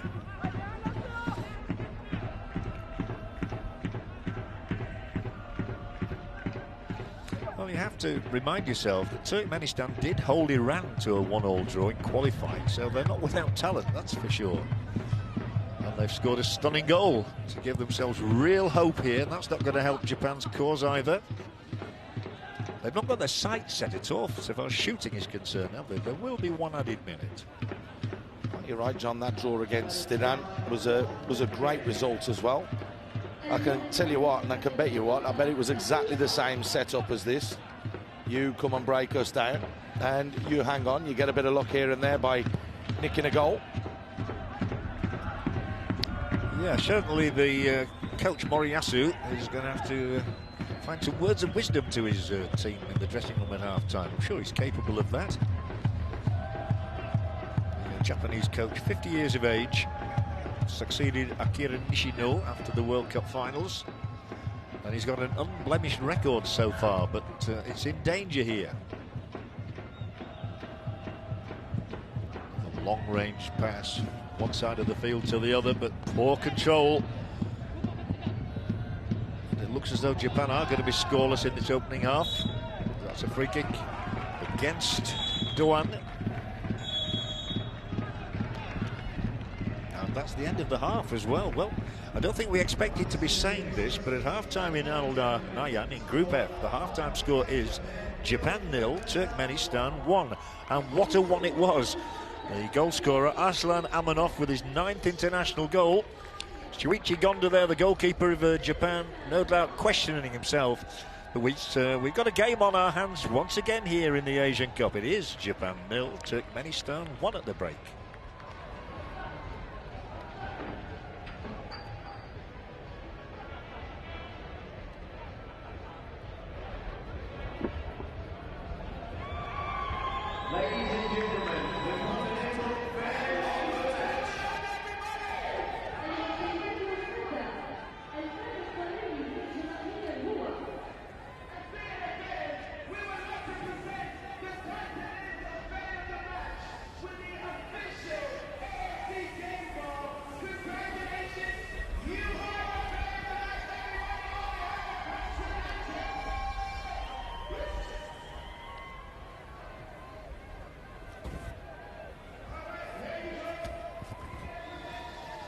Well, there's much to think about for the two sets of supporters, especially the Japanese. Statistics can mean a great deal or not so much, but I think the statistics we're about to show you will tell us a lot about this contest. 68% of the ball, Japan, 32% Turkmenistan. Shots, 12 Japan, 4 Turkmenistan. Shots on target, 3 each. Now that does tell you something. Accuracy from Turkmenistan, not so much accuracy from the Japanese. We've had one yellow card, and it was a Japanese defender, Hiroki Sakai, who picked up that card in a game of only 7 fouls. Pretty evenly shared. And we can now have a look at the highlights of this Group F match in Al Nahyan.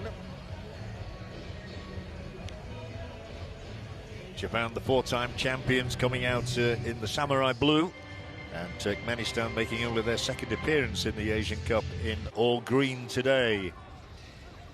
They've never won a match in the Asian Cup, and the early pressure came in from Japan with a close-range header from Ritsu Doan. He should have done better there. He had a big chance to beat Arajma Mamedov, the goalkeeper, couldn't do so.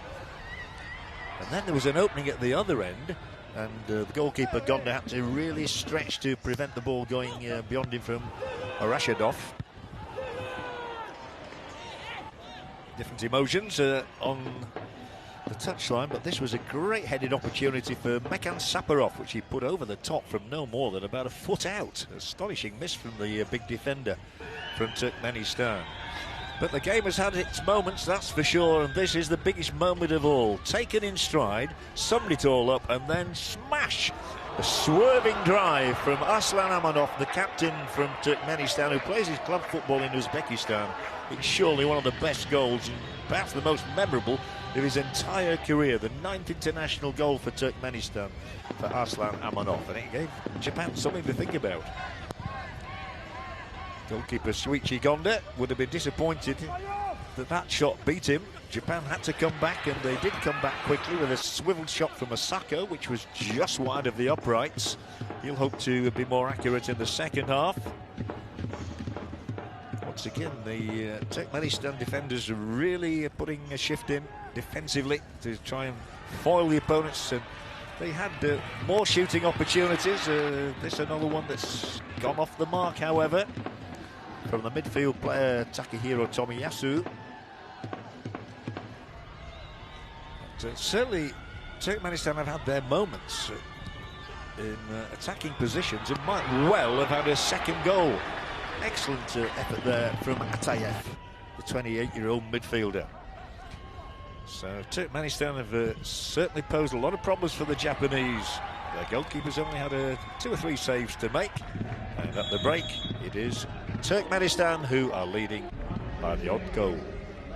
1-0 it is.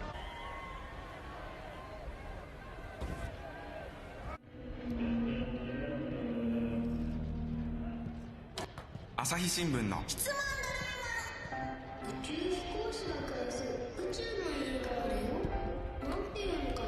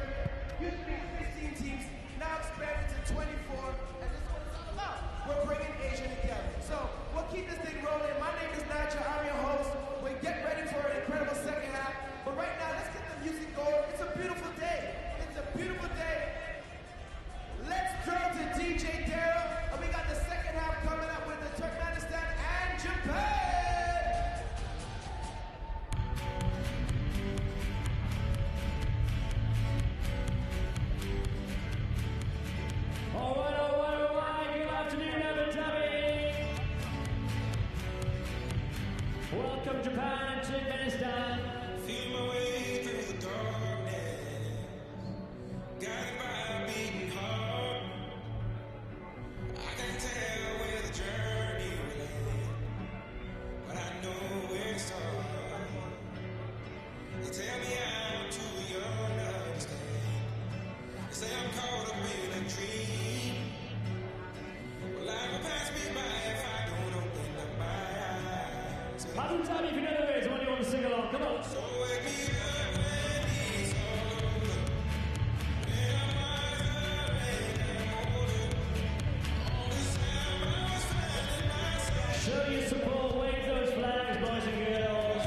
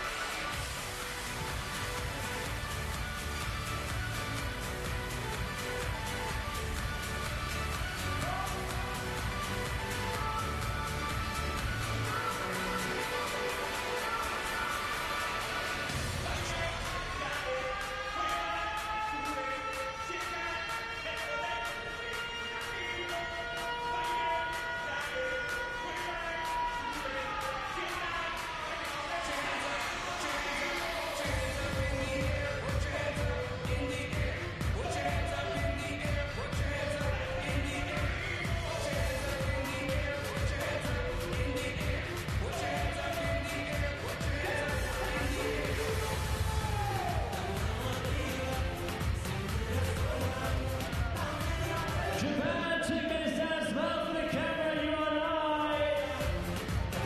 Let me see those hands.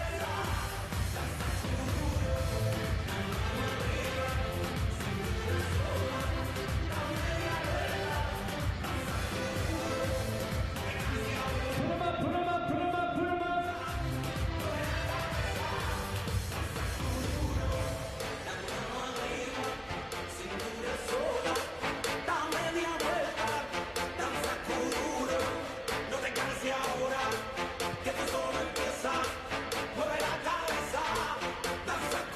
Wave those flags nice and high.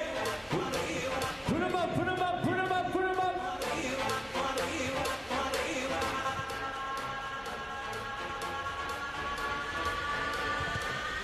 Three, two, one, go.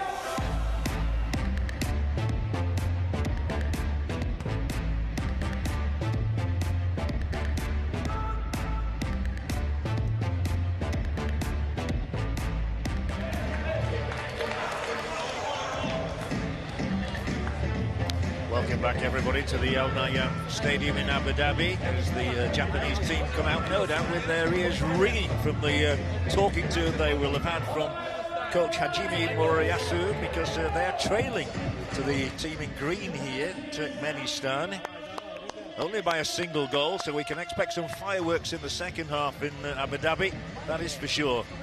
Japan making their 9th appearance at the Asian Cup, very much coming into this game as favourites. 4 times champions, did well in the World Cup finals in Russia so recently, and yet trailing to a team that has never won a match in the Asian Cup finals.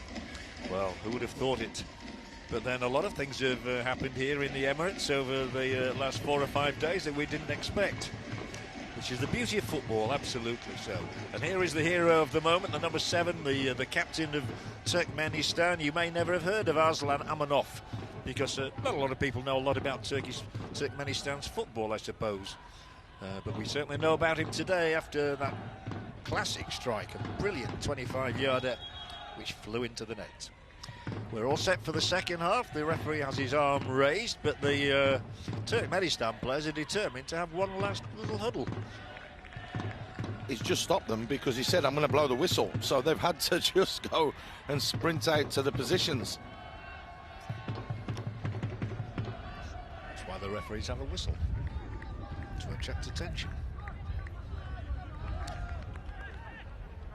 But we still await the official sanction to go for the second half of this match here in Group F, and we do have it now. So what can the Japanese do in the second half to redress the balance, to turn this one around? They did create chances in the first half, but were unable to take any of them. They're looking straight away with a lofted ball to the edge of the area, and it was dangerous because it got inside that 18-yard box, defended so stoutly today by Turkmenistan. They're going to have a lot of defending to do, I'm pretty sure. Japan will find different ways of attacking them. They're already winning a lot of ball in and around that 18-yard box, but the first free kick of the half goes against the Japanese. Yeah, I think you're right, John. I think there'll be a lot of pressure applied from the Japanese in this 45 minutes. They're going to have to dig in, dig deep, but we did see Turkmenistan throwing their bodies on the line in that first half. I'm sure there'll be plenty of that in the second half as well. It's funny how you can go through some matches with a player barely getting a mention, and I've just thought about the number 8 who's trying to win the ball for Japan there now. I don't think I've mentioned Haraguchi at all in this game, which shows that he was a peripheral figure at best. Well, they are piling on the pressure here now, and this time it is away by, for me, the formidable Babianov. He's been absolutely excellent so far. Well, the whole of the back line has been excellent for Turkmenistan. They've delighted their coach. We often say quite flippantly almost that, you know, you play for the pride of the country, that you want to turn on a show for the people back home watching. But Turkmenistan have certainly achieved that. Well, they're having that first 45, but the job's only half done, John.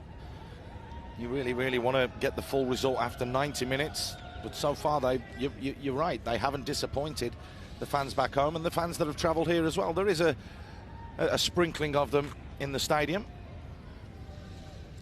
There is, and there'll be great expectancy back home, having got that lead, having sort of found an advantage in the match. And the Japanese know they can't just hit the ball in willy-nilly, but that's a decent lofted ball, and the knockdown's a weak one. It's a disappointing header, is that, actually, from Nagatomo, because he had a player up alongside him, should have been able to find him with that header. The player was the aforementioned Haraguchi, but he didn't find him.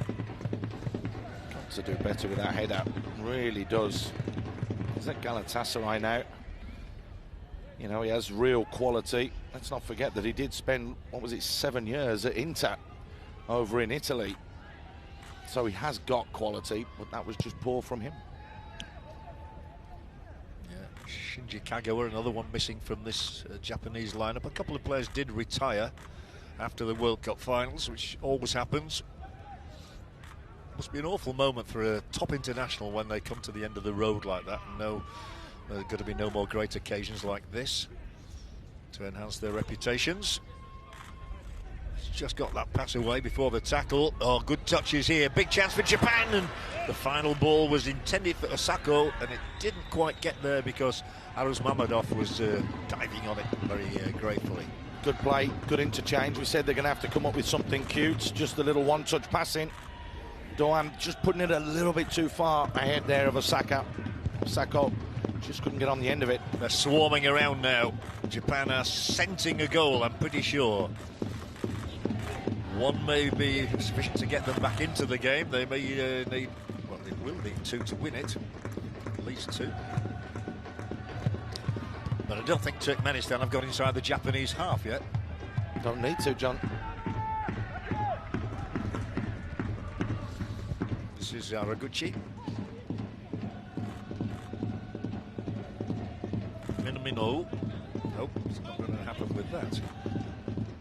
He just took a nick or a deflection off one of the defenders in the way. Again, bodies just being put into positions by Turkmenistan, making it difficult again for the Japanese to break them down.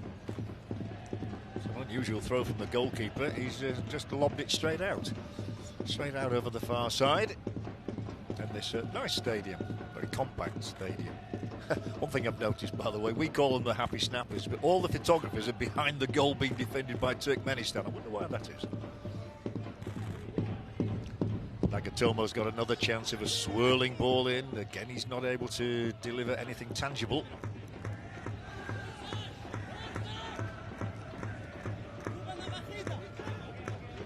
On the back of the run they've had coming into this tournament, Japan will be full of confidence. Since the World Cup, they've had great results. They beat Uruguay 4-3, Costa Rica 3-0, Paraguay 4-2, Kyrgyzstan 4-0, and just drew one apiece with Venezuela. We may see a change in a minute or two, though. Inui, also Muto. Which is more dangerous. Oh, the one took it away from the other. A fine bit of defending was done by Batirov.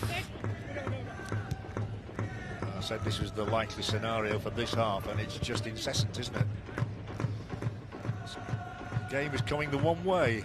Fortunately for us, the way we're positioned in the stands here in Al Nahyan. Yoshida. He gets goals, the centre-half, just because he wears the centre-back shirt doesn't mean to say he doesn't score. He scored 3 times in the qualifiers. One man's calling for the ball in the middle. Here is that man. He's gone wide. Actually, he was supplementing the attack when he got in with the header. It was Araguchi. It was initially aimed for Asako, I think. Yeah, but he made a deep run. It's a good run as well. He's on the edge of the box here. Starts early. You mentioned that you hadn't spoken about him in the first 45 minutes already.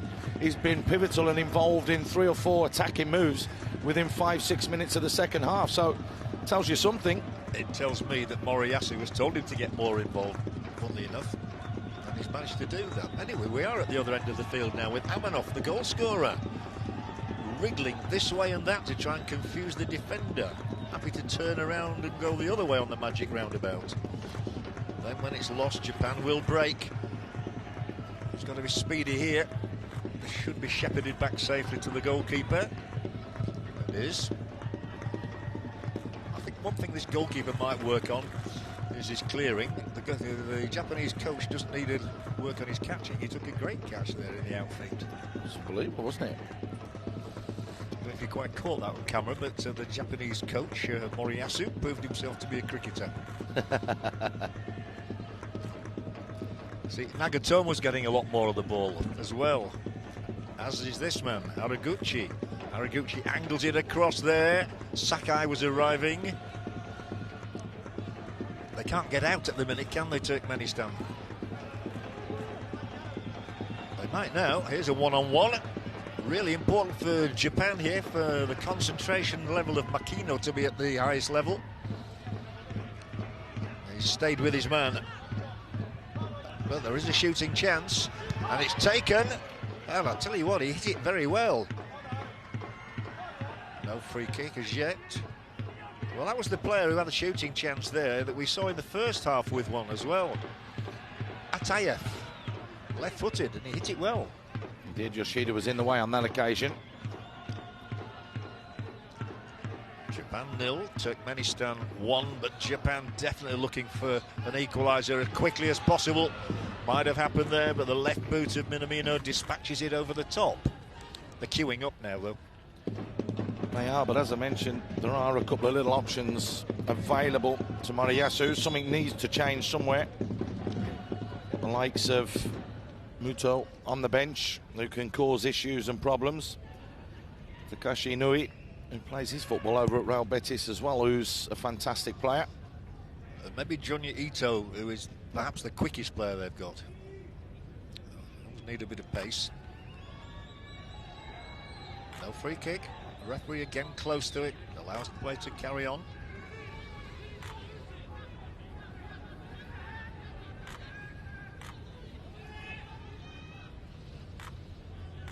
It's a long way, it'll seem an awful long way to Turkmenistan to hold out for this victory that would mean so much to them. It would be astonishing if they were to enter the first phase of matches in the group on top of the little mini table.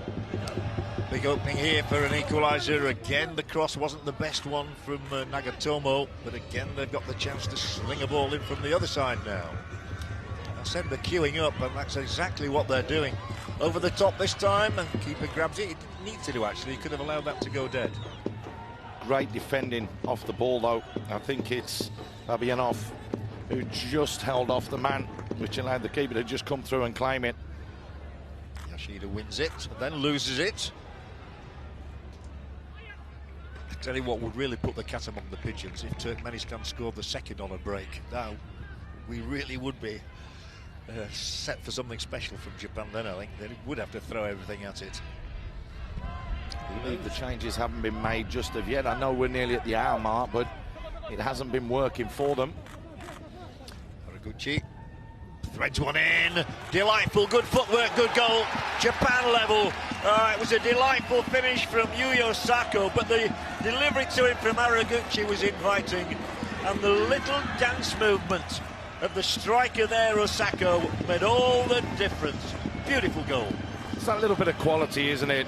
I mean, we're on about talking about making changes, this, that and the other. But just the way that he's moved the ball there between his feet. Haraguchi again, just rolls it in, but just that turn back inside. Babianov couldn't get there. Osako just creates that extra little bit of space for himself and tucks it in the corner. Is it normal service resumed for Japan? That's going to be the question. Can they really kick this on? Is it going to hurt the Turkmenistanis?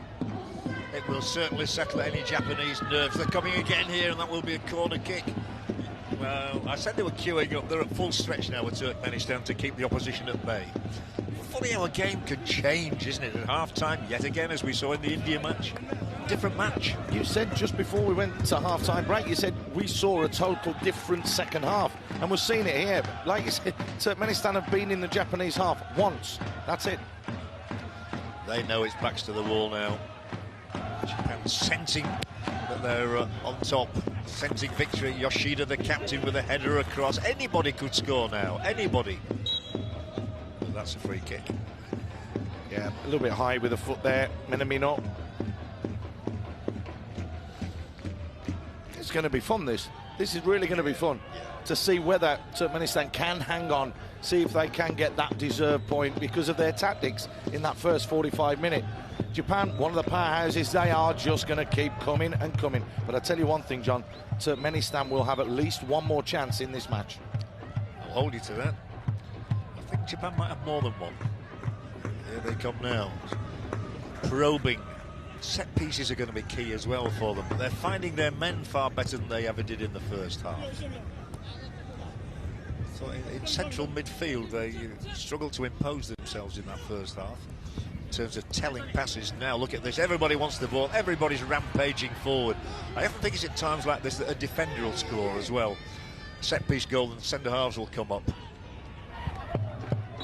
Doan just got caught off the ball there. I saw him grimacing. First changes from Turkmenistan. And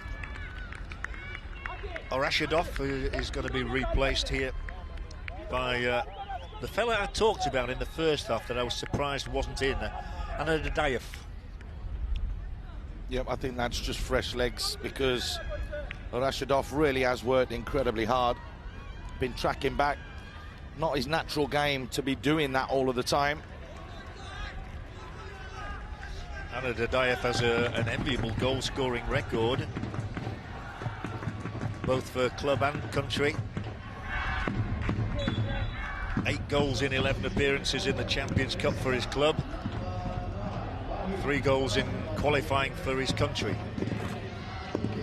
Against good nations as well, not against any old team sort of thing that people all score against.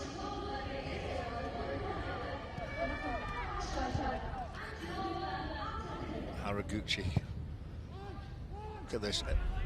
Every outfield player is in this half of the field. And that will continue. Dinks a little header down. Oh, the keeper's missed it. It's got to be 2. Well, the ball is tapped into the net. Japan have the lead. And will there ever be an easier goal for anybody to score than the one that Osako has got to give Japan the lead for the first time in the match? Horrendous defending, horrendous goalkeeping. Simple. 2-1. And we've just had a few questions answered in the last couple of minutes. Turkmenistan have let it get to them, the occasion. When they're 1-0 up, they're okay. But once they conceded that 1 goal, the concentration levels have dropped. take nothing away from Nagamoto, who just doesn't give up. He gambles, he gets in the right place. There's the mistake, flicks it square bang. John, I got a feeling that myself or you could have put that one in the back of the net from there, but you still have to be in that position to put the ball in the back of the net. Fair play, Osako. Hour gone, Japan 2, Turkmenistan 1. Different game to the one we saw in the first 45 minutes. Long odds now on Turkmenistan coming again, you have to say. There's more in this, John.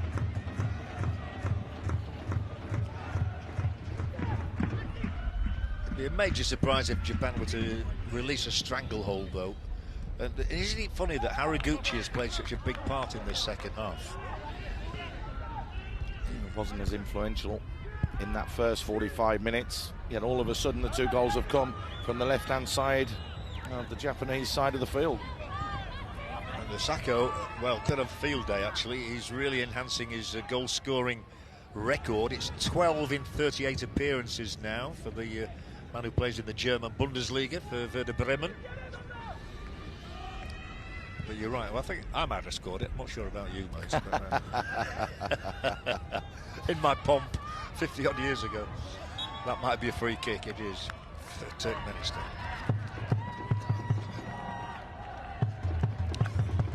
And another 3 goals in the Asian Cup. We must be averaging about 3 goals a game, I would have thought now, after the early matches didn't produce too many. Latterly we've seen a lot. Yeah, it's not going to be too far off that. No.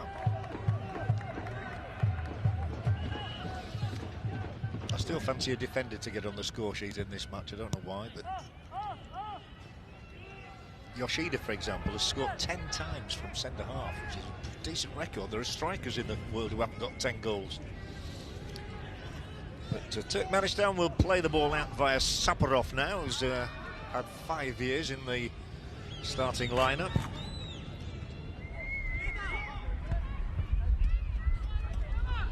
Keep this in play.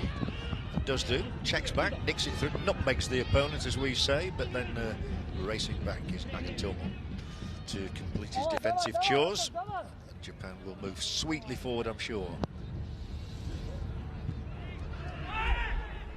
Well, this is the best we've seen from Turkmenistan in the second half. They are giving it a go with their goal-scoring hero. Seems a long time ago now, that probably. But they've got an attack going. With Hojayev, square to Saparov. Saparov thinking of a shot here. His captain's inspired him, isn't he? You could see his mind there, couldn't you? You know what? I'm going to have a go here. I'm going to have a go. If the captain can do it, so can I. And he missed that header, didn't he, in the first half? Saparov from about a yard out. Scored in the 3-1 loss to Iran in qualifying. His coach on the prowl. A lot of high-rise buildings around this stadium. They've got a smashing view from about the 34th floor, I would imagine, of some of them. We might see another Japanese goal before too long. Those 2 arrived in the space of, 5 minutes? Both from the same player. Yuya Osako, 28 years of age now. Former Kashima Antlers player. He's driven over here to the danger man. The man who's made such a difference in the second half. Can he lay on goal number 3? It's a big chance, it's a clear header. It was just a fraction too high. And although he stretched the neck muscles there, Doan couldn't keep the ball down. Just got there a little bit too early, Doan, didn't he? Good word from Haraguchi. When you get to that byline and it's congested at the front post, you just got to hang it up at the far post. Doan has a chance, though.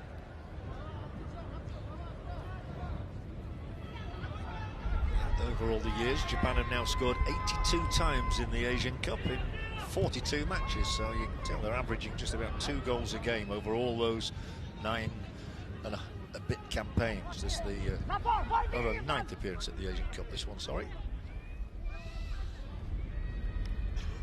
Never played Turkmenistan before, and only once exited at the group stage. That was back in 1988, 40 years ago. Or 30. I was going to say, you just added an extra decade onto my age there, John. I did. This is I passed my maths exam. Here they come, a blue tide they should survive this little skirmish. But Japan have pressed further forward, haven't they, in this half? They've managed to apply the pressure in the right sort of area of the field so far as they're concerned. They come again now. They're asking all the questions. The ball is with Minamino. It's the big difference. They're winning that battle in the middle of the park now, the second balls and the drop-down balls. And they've not yet had to make a substitution, and we've had 65 minutes. And they can pass it around, much more comfortable now. They'd settle for 2-1. Doesn't matter about scoring any more particulars, as long as they don't concede. But now there are 4 green shirts flooding forward. Well, we've seen they can produce spectacular goals. Turkmenistan, can they do it again and really shake the Japanese, the favourites? Not with that pass.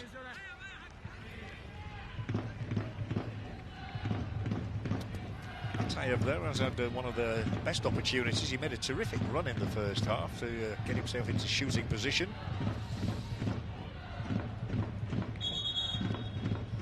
Well, that is absolute meat and drink to any centre forward in the world. Your eyes would absolutely open up as that one comes. There's a net in front of you. Where do I put the ball? I think the net will do. As long as you don't put it over. Well, well, we've seen that. We've seen it over the years. Oh, we have. Confidence gets absolutely shot to bits then. Once again, it's at the foot of Haraguchi. Once again, he goes through the centre of the midfield via Tomiyasu. Now Yoshida.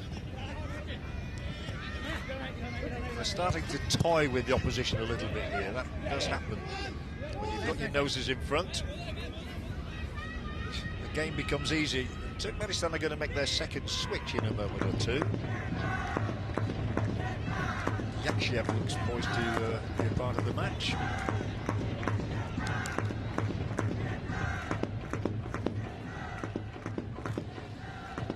Japan are ganging up again here now. Tomiyasu, one of the 2 players with the St. Troiden club in Belgium. The other on the bench is Endo. And they've put together about 10 or 15 passes here without having gone very far. They might this time. Needs one telling cross in. They bide their time. They make the overlapping runs, and then it's a flat cross. Not good enough. But they are just totally dominant in terms of the possession right now. The half-time statistic of possession will have gone up considerably in Japan's favour. Wrong pass there, John. Really the wrong pass, because there was a one-on-one there. Again, Japan, it's almost like they're playing in the final third. It's not like the halfway line, it's like a final third. Well, they're taking the goal scorer off. We've enjoyed the performance of Arslan Amanov, but he'll give way here to Murat Yakshiev. There it is again. Lovely to see. Keeper, got to ask a question about him. But at the end of the day, take nothing away from that strike. I think he's got a little niggle, John. I saw him holding his groin, and obviously he's coming across gingerly. Yeah, you're right. I mean, you wouldn't be taking off probably your best player, would you? Your likeliest source of a goal. Anyway, the one coming on, Yakshiev, also plays for Al Nassr, has got 2 goals for his country against Bahrain and Chinese Taipei, and he'll be a year older on Friday. He's 26 today. He's going to be 27 in 2 days' time. Let's see if he can supply an early birthday present. How he would love that. Yeah. I think the spectators here would as well. They love an underdog, and they like to see the opposition putting up a good show, as they have done. It's still only 2-1, remember. It's not game over yet. Japan are queuing up once more. He's on a hat-trick as the number 15 there, Osako, but he couldn't make much advancement. It's a weak attempt. Haraguchi's revelling in it now. He's getting a lot of the ball. Tomiyasu's the one just sitting back in there. Funnily enough, the player we've not seen much of in this half is Shibasaki. He's got it now, but in the first half he had plenty of the ball, didn't do a great deal with it, but he's been the quiet one in this half. That's good, that's lovely play. Is this number 3 for Japan? Oh, fresh air shot, as we say in golfing parlance. There's still a shot coming in from Minamino. I feel the portents are not good for Turkmenistan. Japan have just got the appetite for goal number 3. Might have come there with another Minamino shot. Now, is there? No, there's no race here. Man in orange can have a touch of the ball for once. And Japan will make that switch, and they will bring on Kitagawa from another gloriously named club, Shimizu S-Pulse.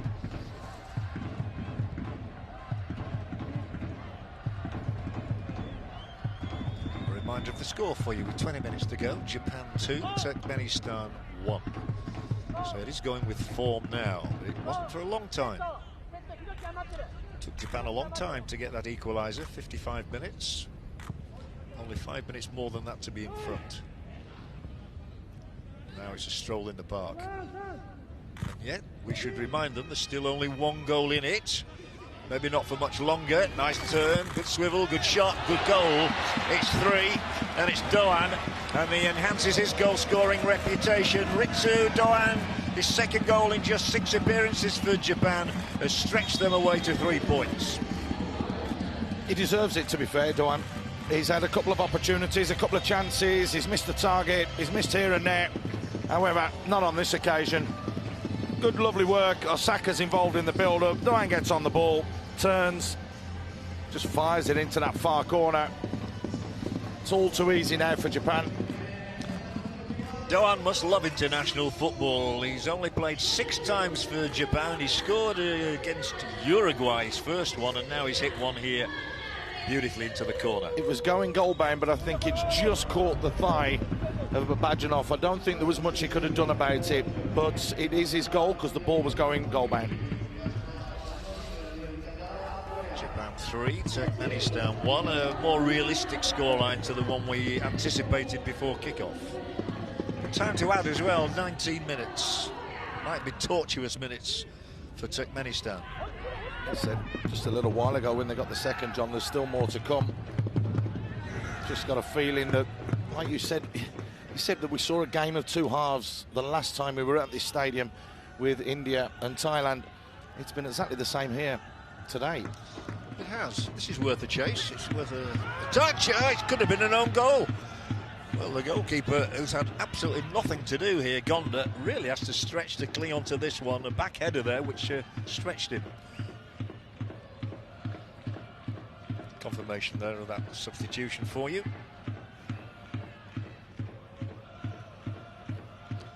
Kitagawa is the one coming on.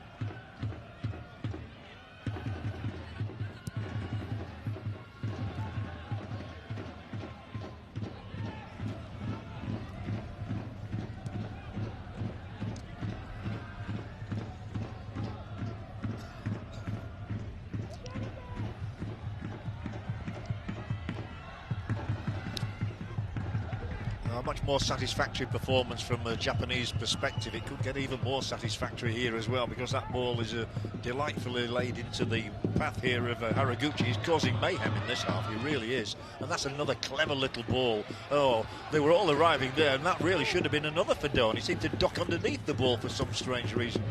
And that's a defender's effort. John. Yeah, it's a right back hitting it with his left foot. I think that's fair to say. It's a guy just coming onto it. I think he was a little bit worried that he may have just caught one. That's the earlier incident with Yoshida. Just making sure that he tested Gonda a little bit this second half. Yeah, the reference to John was because a certain gentleman alongside me was a defender who scored a goal or 2. They do get them. I mean, Sakai's got 1. He's got 1 in his 50 caps.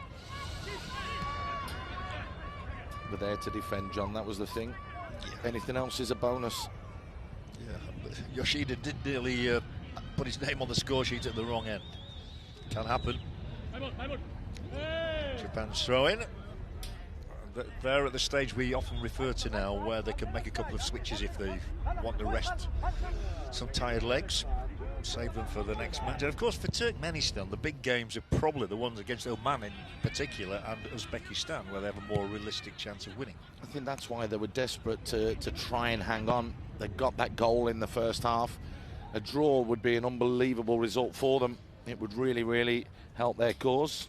As I say, as this tournament goes on with more teams qualifying for the knockout phase, you know, you can get through with 3 or 4 points. So if you draw your opening game and get a win in one of the others, you've got a great chance of progressing through to the knockout phase of the competition. If you haven't got an injury here, which will lead to a short stoppage. Tell you what, it's been a very clean contest, hasn't it? We've had the one booking for Sakai in the first half, but otherwise there's been nothing. Ooh, look at this. Look at this. There are 4 blue shirts advancing, and quickly. Is this the next goal? Oh, well, he should have had a hat-trick really there. I'm not quite sure about Osaka's shooting on that occasion. He sort of sidestepped it. Maybe took it a bit too casually, if anything. I think he's just tried to stroke it into the corner rather than lash at it and go somewhere. He can actually hit Kitagawa on the head as it was going goal-bound. No, we're having a stoppage now. A lot of players going to take a bit of water on board. It's not that hot today. You know, we do have drinks breaks sometimes in matches these days, round about this mark as well. But that appears to be the case. I wouldn't have thought it was that hot. It has been a little bit warmer, to be fair. It's the first game that we've done at a 3 o'clock kickoff, and you can definitely feel the heat compared with a 5:30 or an 8 o'clock. But the players, if you have a look, there's water bottles spread all around the field of play. The Japanese coaching staff have made sure that there's water available everywhere. Yes, even me, I need. Yeah, fair enough. Nobody's objecting. Gives us time to look in whole at the perspective of this game. And for Japan, they were stretched for 45, 50 minutes even. But they've come through their examination, I think. I think it's fair to say they're going to win this match. I think it'd be a colossal shock if they didn't now, as we have a look at some of the scoring that's taken place. And that was a lovely swivel, wasn't it? A lovely turn from a player very much settling into international football, Ritsu Doan, former Gamba Osaka player. It's all turning out right on the night for Japan after the early scare, given them by a spectacular goal. And you've got to turn around and you've got to take your hat off to Turkmenistan for coming with those tactics, for stifling Japan for 45 minutes. And what's half-time for? It's to work out the problem and to put a solution in place to go and get the win in the second half. They've managed to do that, so it's been tactically a very, very good day, particularly for Japan, but also for that first half performance from Turkmenistan. It's been another hugely enjoyable match, and I think, if I dare call them the lesser nations, the one that there isn't as much expectancy, have performed really admirably here. They're one of the better teams that we've seen, I think it's fair to say. That's a decent ball in. They have a chance here of a second. Oh, he's passed it. Oh, that's a penalty kick. Has to be a penalty kick, surely. Well, it is. There's not much doubt about that. The break was on, and it was the player going through there was Anadirayev, and a yellow card shown. Well, that's the right decision for Gonda, the goalkeeper. He's had a mixed bag of a day. Well, what odds would you have had on Turkmenistan getting a second goal in this match? They're not going to have a better opportunity than this, are they? I tell you what, it was nice that the referee just smiled at him when he looked at him and said, look, you know, as well as I do. Got to give it to you. He's past the keeper. I'm not sure he was going to score, you know, then, because Yoshida had got a cross. Gonda, did he get a touch? He didn't get a touch on it. But fraction. It's close. Seen him given, seen him not given. To be fair, it's academic. It has been given. Yeah, and here is the man with the responsibility, Atayev. He had a good effort in the first half. He's going to be left-footed, I fancy, here. Ahmet Atayev. He's been playing in Indonesia recently, but he's very much in Abu Dhabi today. And he's very much scored a second goal for Turkmenistan here against Japan, and it's another extraordinary scoreline, really. Japan look to be coasting home. They've got further questions to answer now, because it's Japan 3, Turkmenistan 2. Well. He's definitely in here. Skips past the challenge, contact made. For me, nailed on penalty. Cool, calm finish as well, though. You've got to say that from Atayev. Yeah, took it very well. The man who's won the league title of Turkmenistan a couple of times.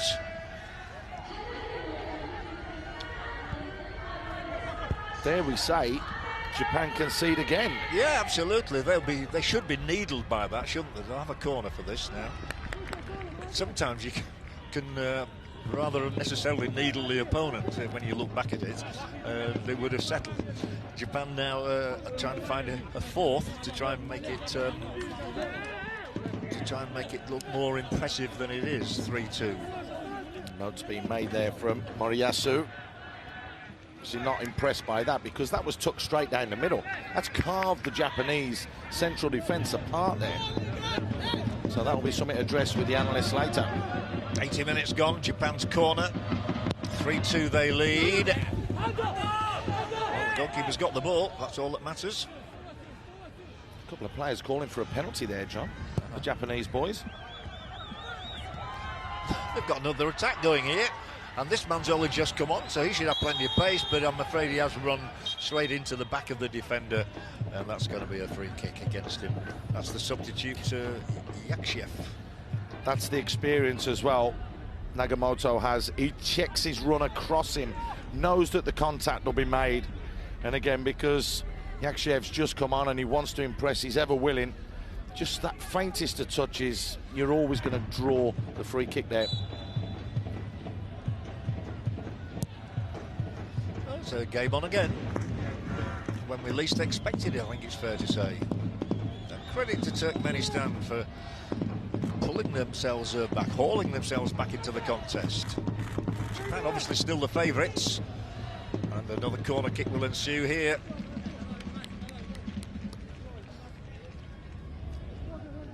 But it's actually, in a funny way, it's a decent test for Japan now, because, you know, they've not just been able to stroll to the finishing line, have they? They've had questions asked of them, and they know the standard of opposition that's on show here in UAE.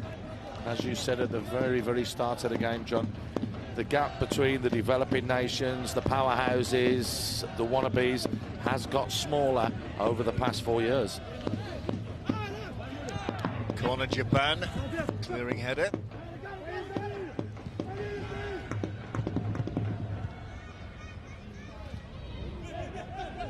Plenty of blue shirts around here now, and space inside the penalty area for the pull across.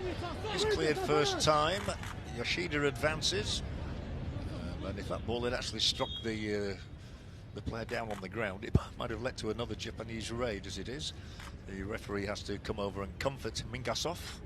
It's just a stray finger that's caught him, that's all. Yeah. We're going to commend the referee again here, aren't we? Because he's officiated with common sense, nice little touches of humour. Admitted he got one wrong, where he gave a corner and it was a goal kick. Corrected it, and he's 9 out of 10 every match for me. Top performance. That's what you want. Players just want consistency, John. And you get that with Alireza Fagani. He's not demonstrative either. Now here is another move forward from Turkmenistan. It's the substitute again, and Dadayev.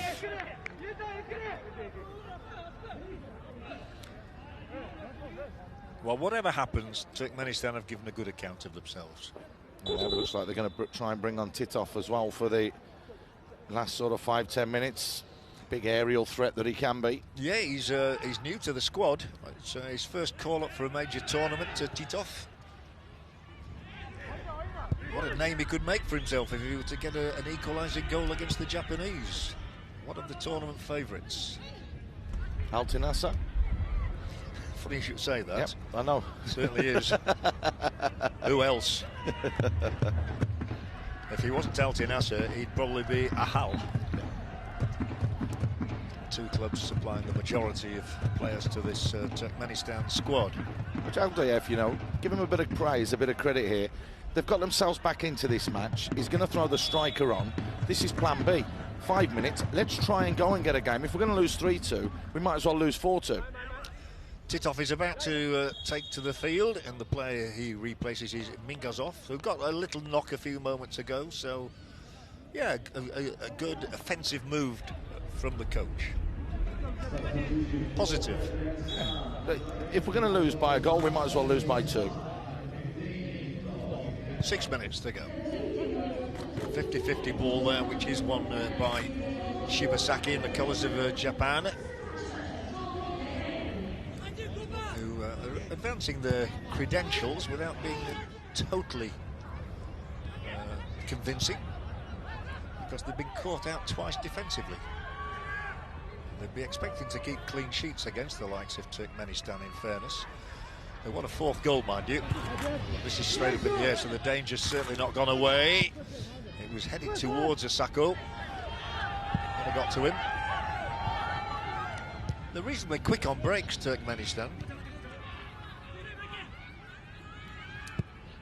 Yeah, they're not shy to get forwards as well. Look, 3-4 did push up there. We saw that throughout the whole game, really. They'll give Uzbekistan a challenge when they meet in Dubai. Maybe too strong for Oman, but you never know. Can he get in behind the back line here? The ball will hold up a little bit on the turf, but they'll be happy to see it roll dead.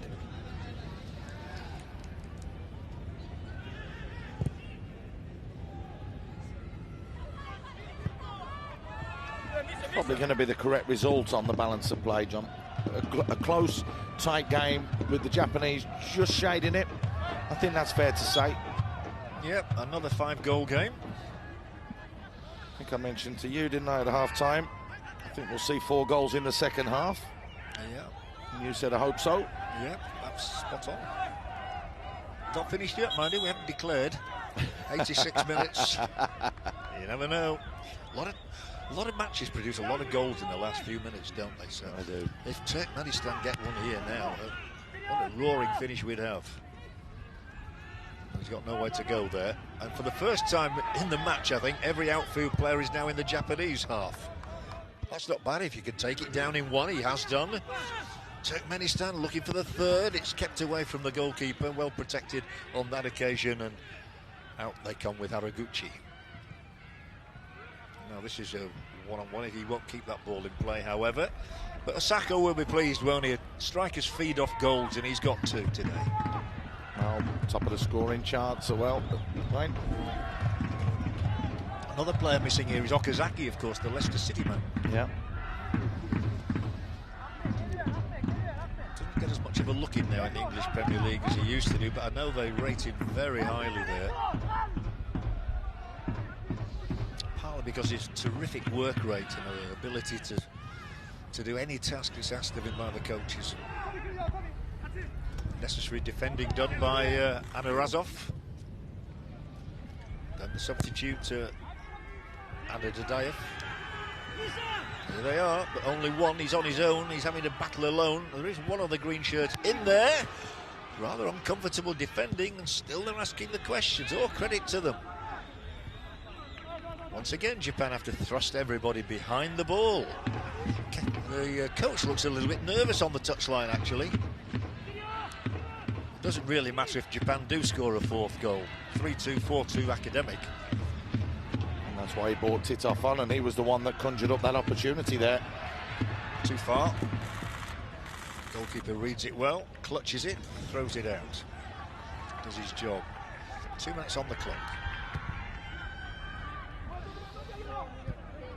Babianov, and then into the wider position occupied by Anarazov. And the amazing thing about if Japan, even if they were to concede, John, is that record that you mentioned earlier of unbeaten games, or they've only lost 1 in, what was it? 28 years. I mean, it's unbelievable. Yeah. It's absolutely unbelievable. Yeah. 7 Asian Cups in a row, that. That's a terrific record. Apart from a penalty shootout. Yeah.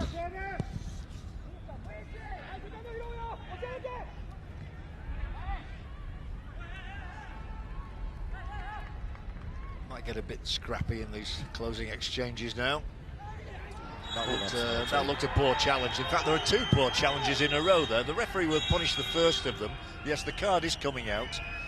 Let's see who the recipient is. You might have to give him a little tug on the back and say, oh, you. Referees, yeah, you wait there. He's got a smile on his face still.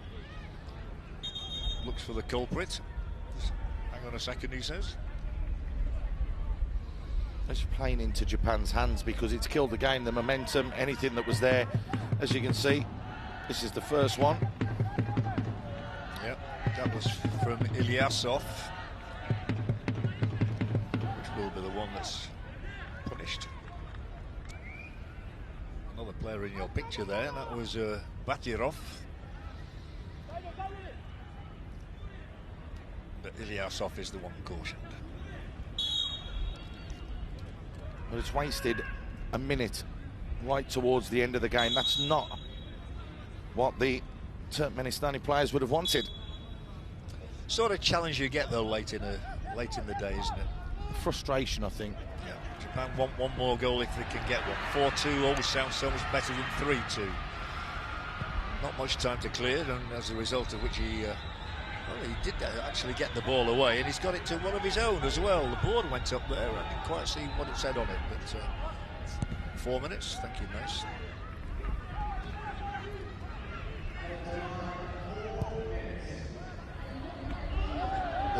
Well, ref says play on. That's good as well. I think it may well have been a foul by Nagatomo, but because they had the possession, they didn't make much of it actually. But the ref said play on.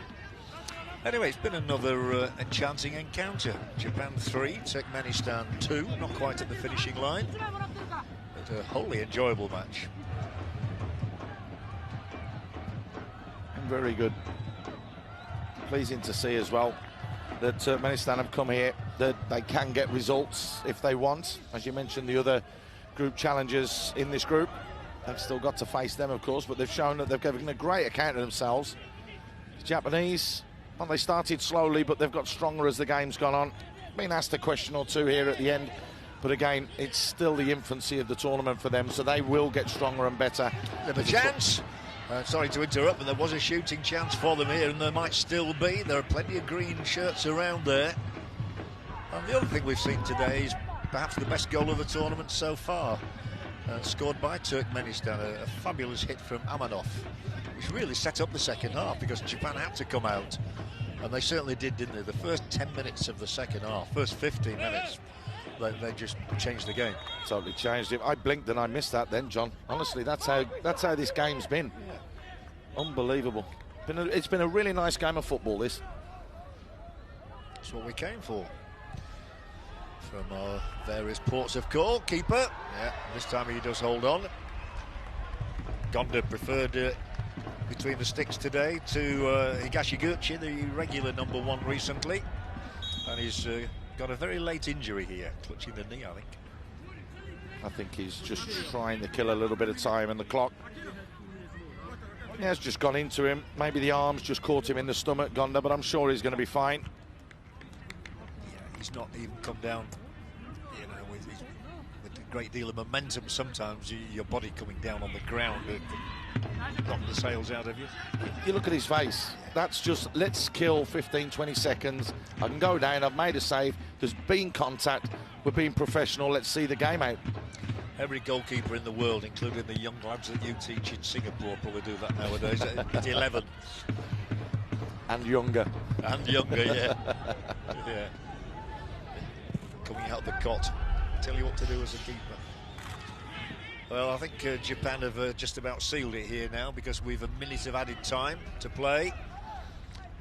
It's gone the way we expected, but it hasn't developed as a story the way we expected it to do. Turkmenistan coming back to get a second goal was a surprise for me. Might get a third yet. Go on, have a go.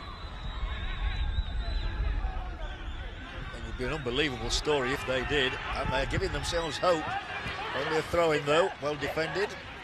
Sakai having to get back there and put his body in the way.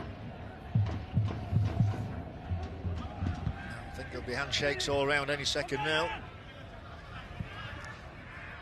The only drama that could ensue would be a third Turkmenistan attempt on goal. By law of averages, that's not going to happen in 15 seconds. But they can take great credit from their performance today. They can take great heart going into their next match as well.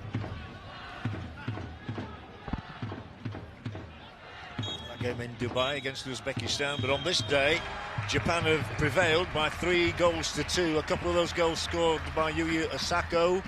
The other one from Ritsu Doan, who deserved it But a really good effort from Turkmenistan, the second favourites, having off with a sizzler in the first half, and then a penalty scored in the second half by Atayev. So thoroughly enjoyable match. Well done to both teams for their efforts today, and they move on, both I think relatively happy after what they've put on show for us here in Abu Dhabi today. Yeah, I wouldn't disagree, John. The Japanese took a little bit of time to get themselves going. Started to crank the engines the second half, but tactically from Turkmenistan in the first half, it was fantastic. There we have it, Japan 3, Turkmenistan 2.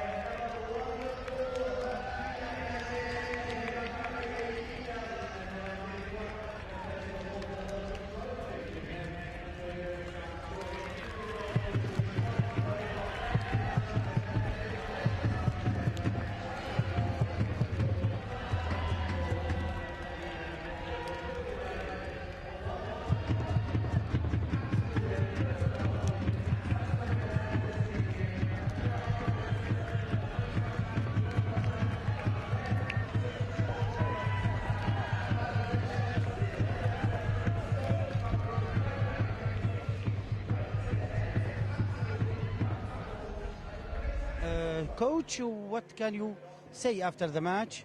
It's a beginning in Turkmenistan in Asian Cup. This good game, and you have a tough team. Хорошее начало, сильный соперник. Какие первые впечатления? Первая команда, первая игра. Ну, конечно, мы знали, что первая игра будет тяжелая, но хотя мы забили второй тайм в начале, мы чуть не могли концентрацию максимально выполнять.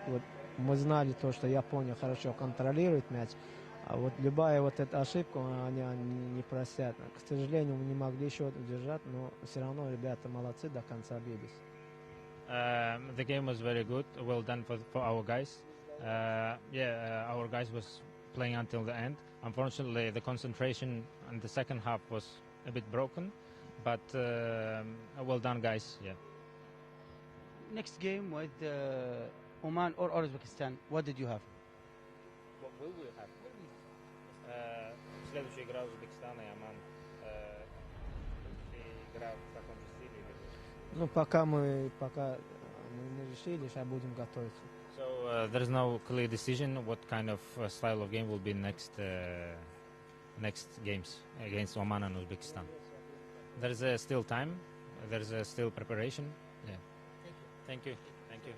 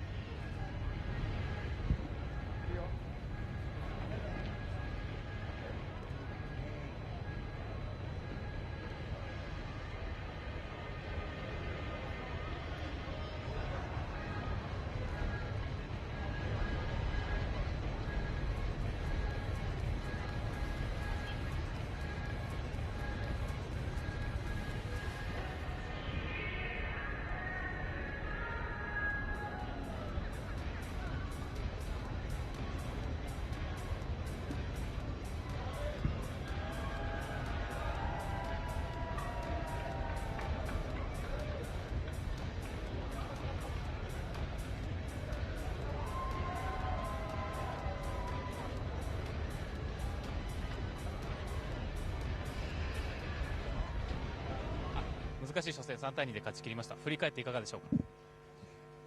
いい入りではなかったですし、相手の情報も非常に少なくて、立ち上がり非常に悪かったかなと思いますけど、なんとか、巻き返して、それでもいいパフォーマンスではなかったですけど、勝ち点3をしっかり取れたというのは非常に大事かなと思うので、次のオマーンもまた大事になってきますし、こうやって今日簡単なゲームは一つもないということを証明されて、僕らにとっても非常にいい警告になったんじゃないかなと思うので、もっともっと気を引き締めて次の試合をやっていきたいなと思います。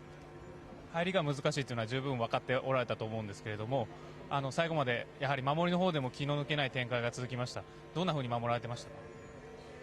とにかく相手のカウンター1回一発、あとはラッキーパンチがないようにしっかりこまめにポジショニングを修正してやっていかなければいけなかったんですけど、ボールの捉え方が悪かったり、準備が悪かったりというところがかなり、露出してしまったんじゃないかなというのは前半の印象なので、後半そこをうまく修正してもっともっとゴールに向かって勢いを持っていこうという形を出せたんで、なんとか点が入ったかなと思います。3日後のオマーン戦に向けて一言お願いします。暑さもあったり、気候も変化もあるんで、いいリカバリーをしていい状態でまた試合に挑めるように、あとはもっともっといいパフォーマンスを出してもっと勢いのあるサッカーをやらないと、これから上に行って苦しくなるのは自分たちだと思うので、いい準備するだけです。はい。Let's have a look at the statistics from this game then. 3 goals to 2, Japan won. 69% was the possession, just about what we expected really, but they had 21 shots, 3 of them successful. Turkmenistan had 9, which is very agreeable from their perspective as well, and they scored twice, once from a penalty kick. There were 3 yellow cards shown today by the Iranian official, just one of those for a Turkmenistan player, Ilyasov, the defender, and 2 for the Japanese goalkeeper Shuichi Gonda and Hiroki Sakai. But at the end of the day, it's Japan who have prevailed by the odd goal in 5.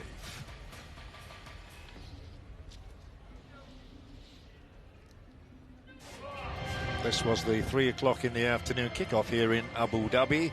Turkmenistan appearing in the Asian Cup for only the 2nd time in their history.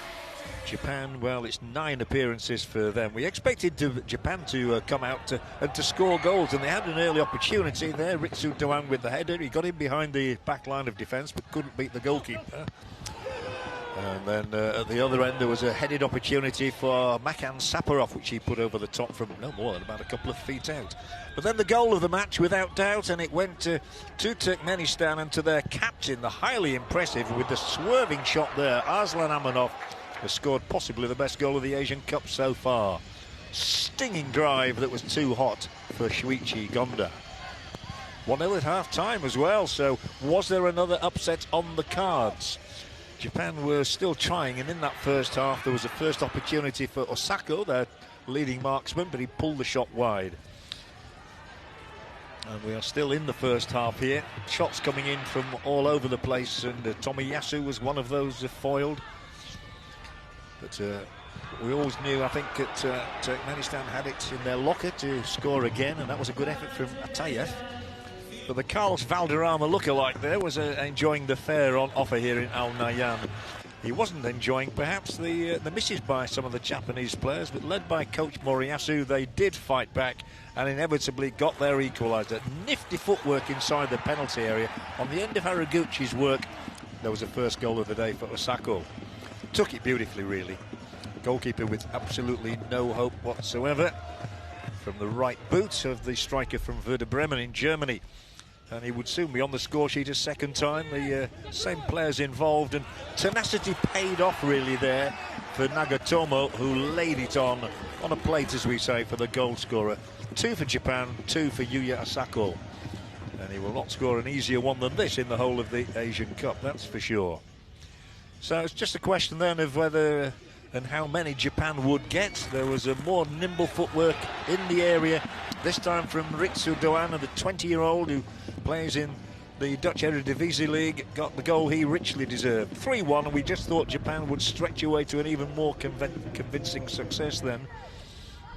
As it was, the Turkmenistan coach made a couple of useful changes, and his reward was here with goalkeeper Gonda taking down one of those substitutes, Anna Dadayev, and a penalty kick was an easy decision for the referee, and the conversion of the spot kick by Ahmet Atayev gave Turkmenistan something else to cheer. Just 3-2 down, it was to stay 3-2 to the final whistle. But Japan have won it by 3-2 here in Abu Dhabi.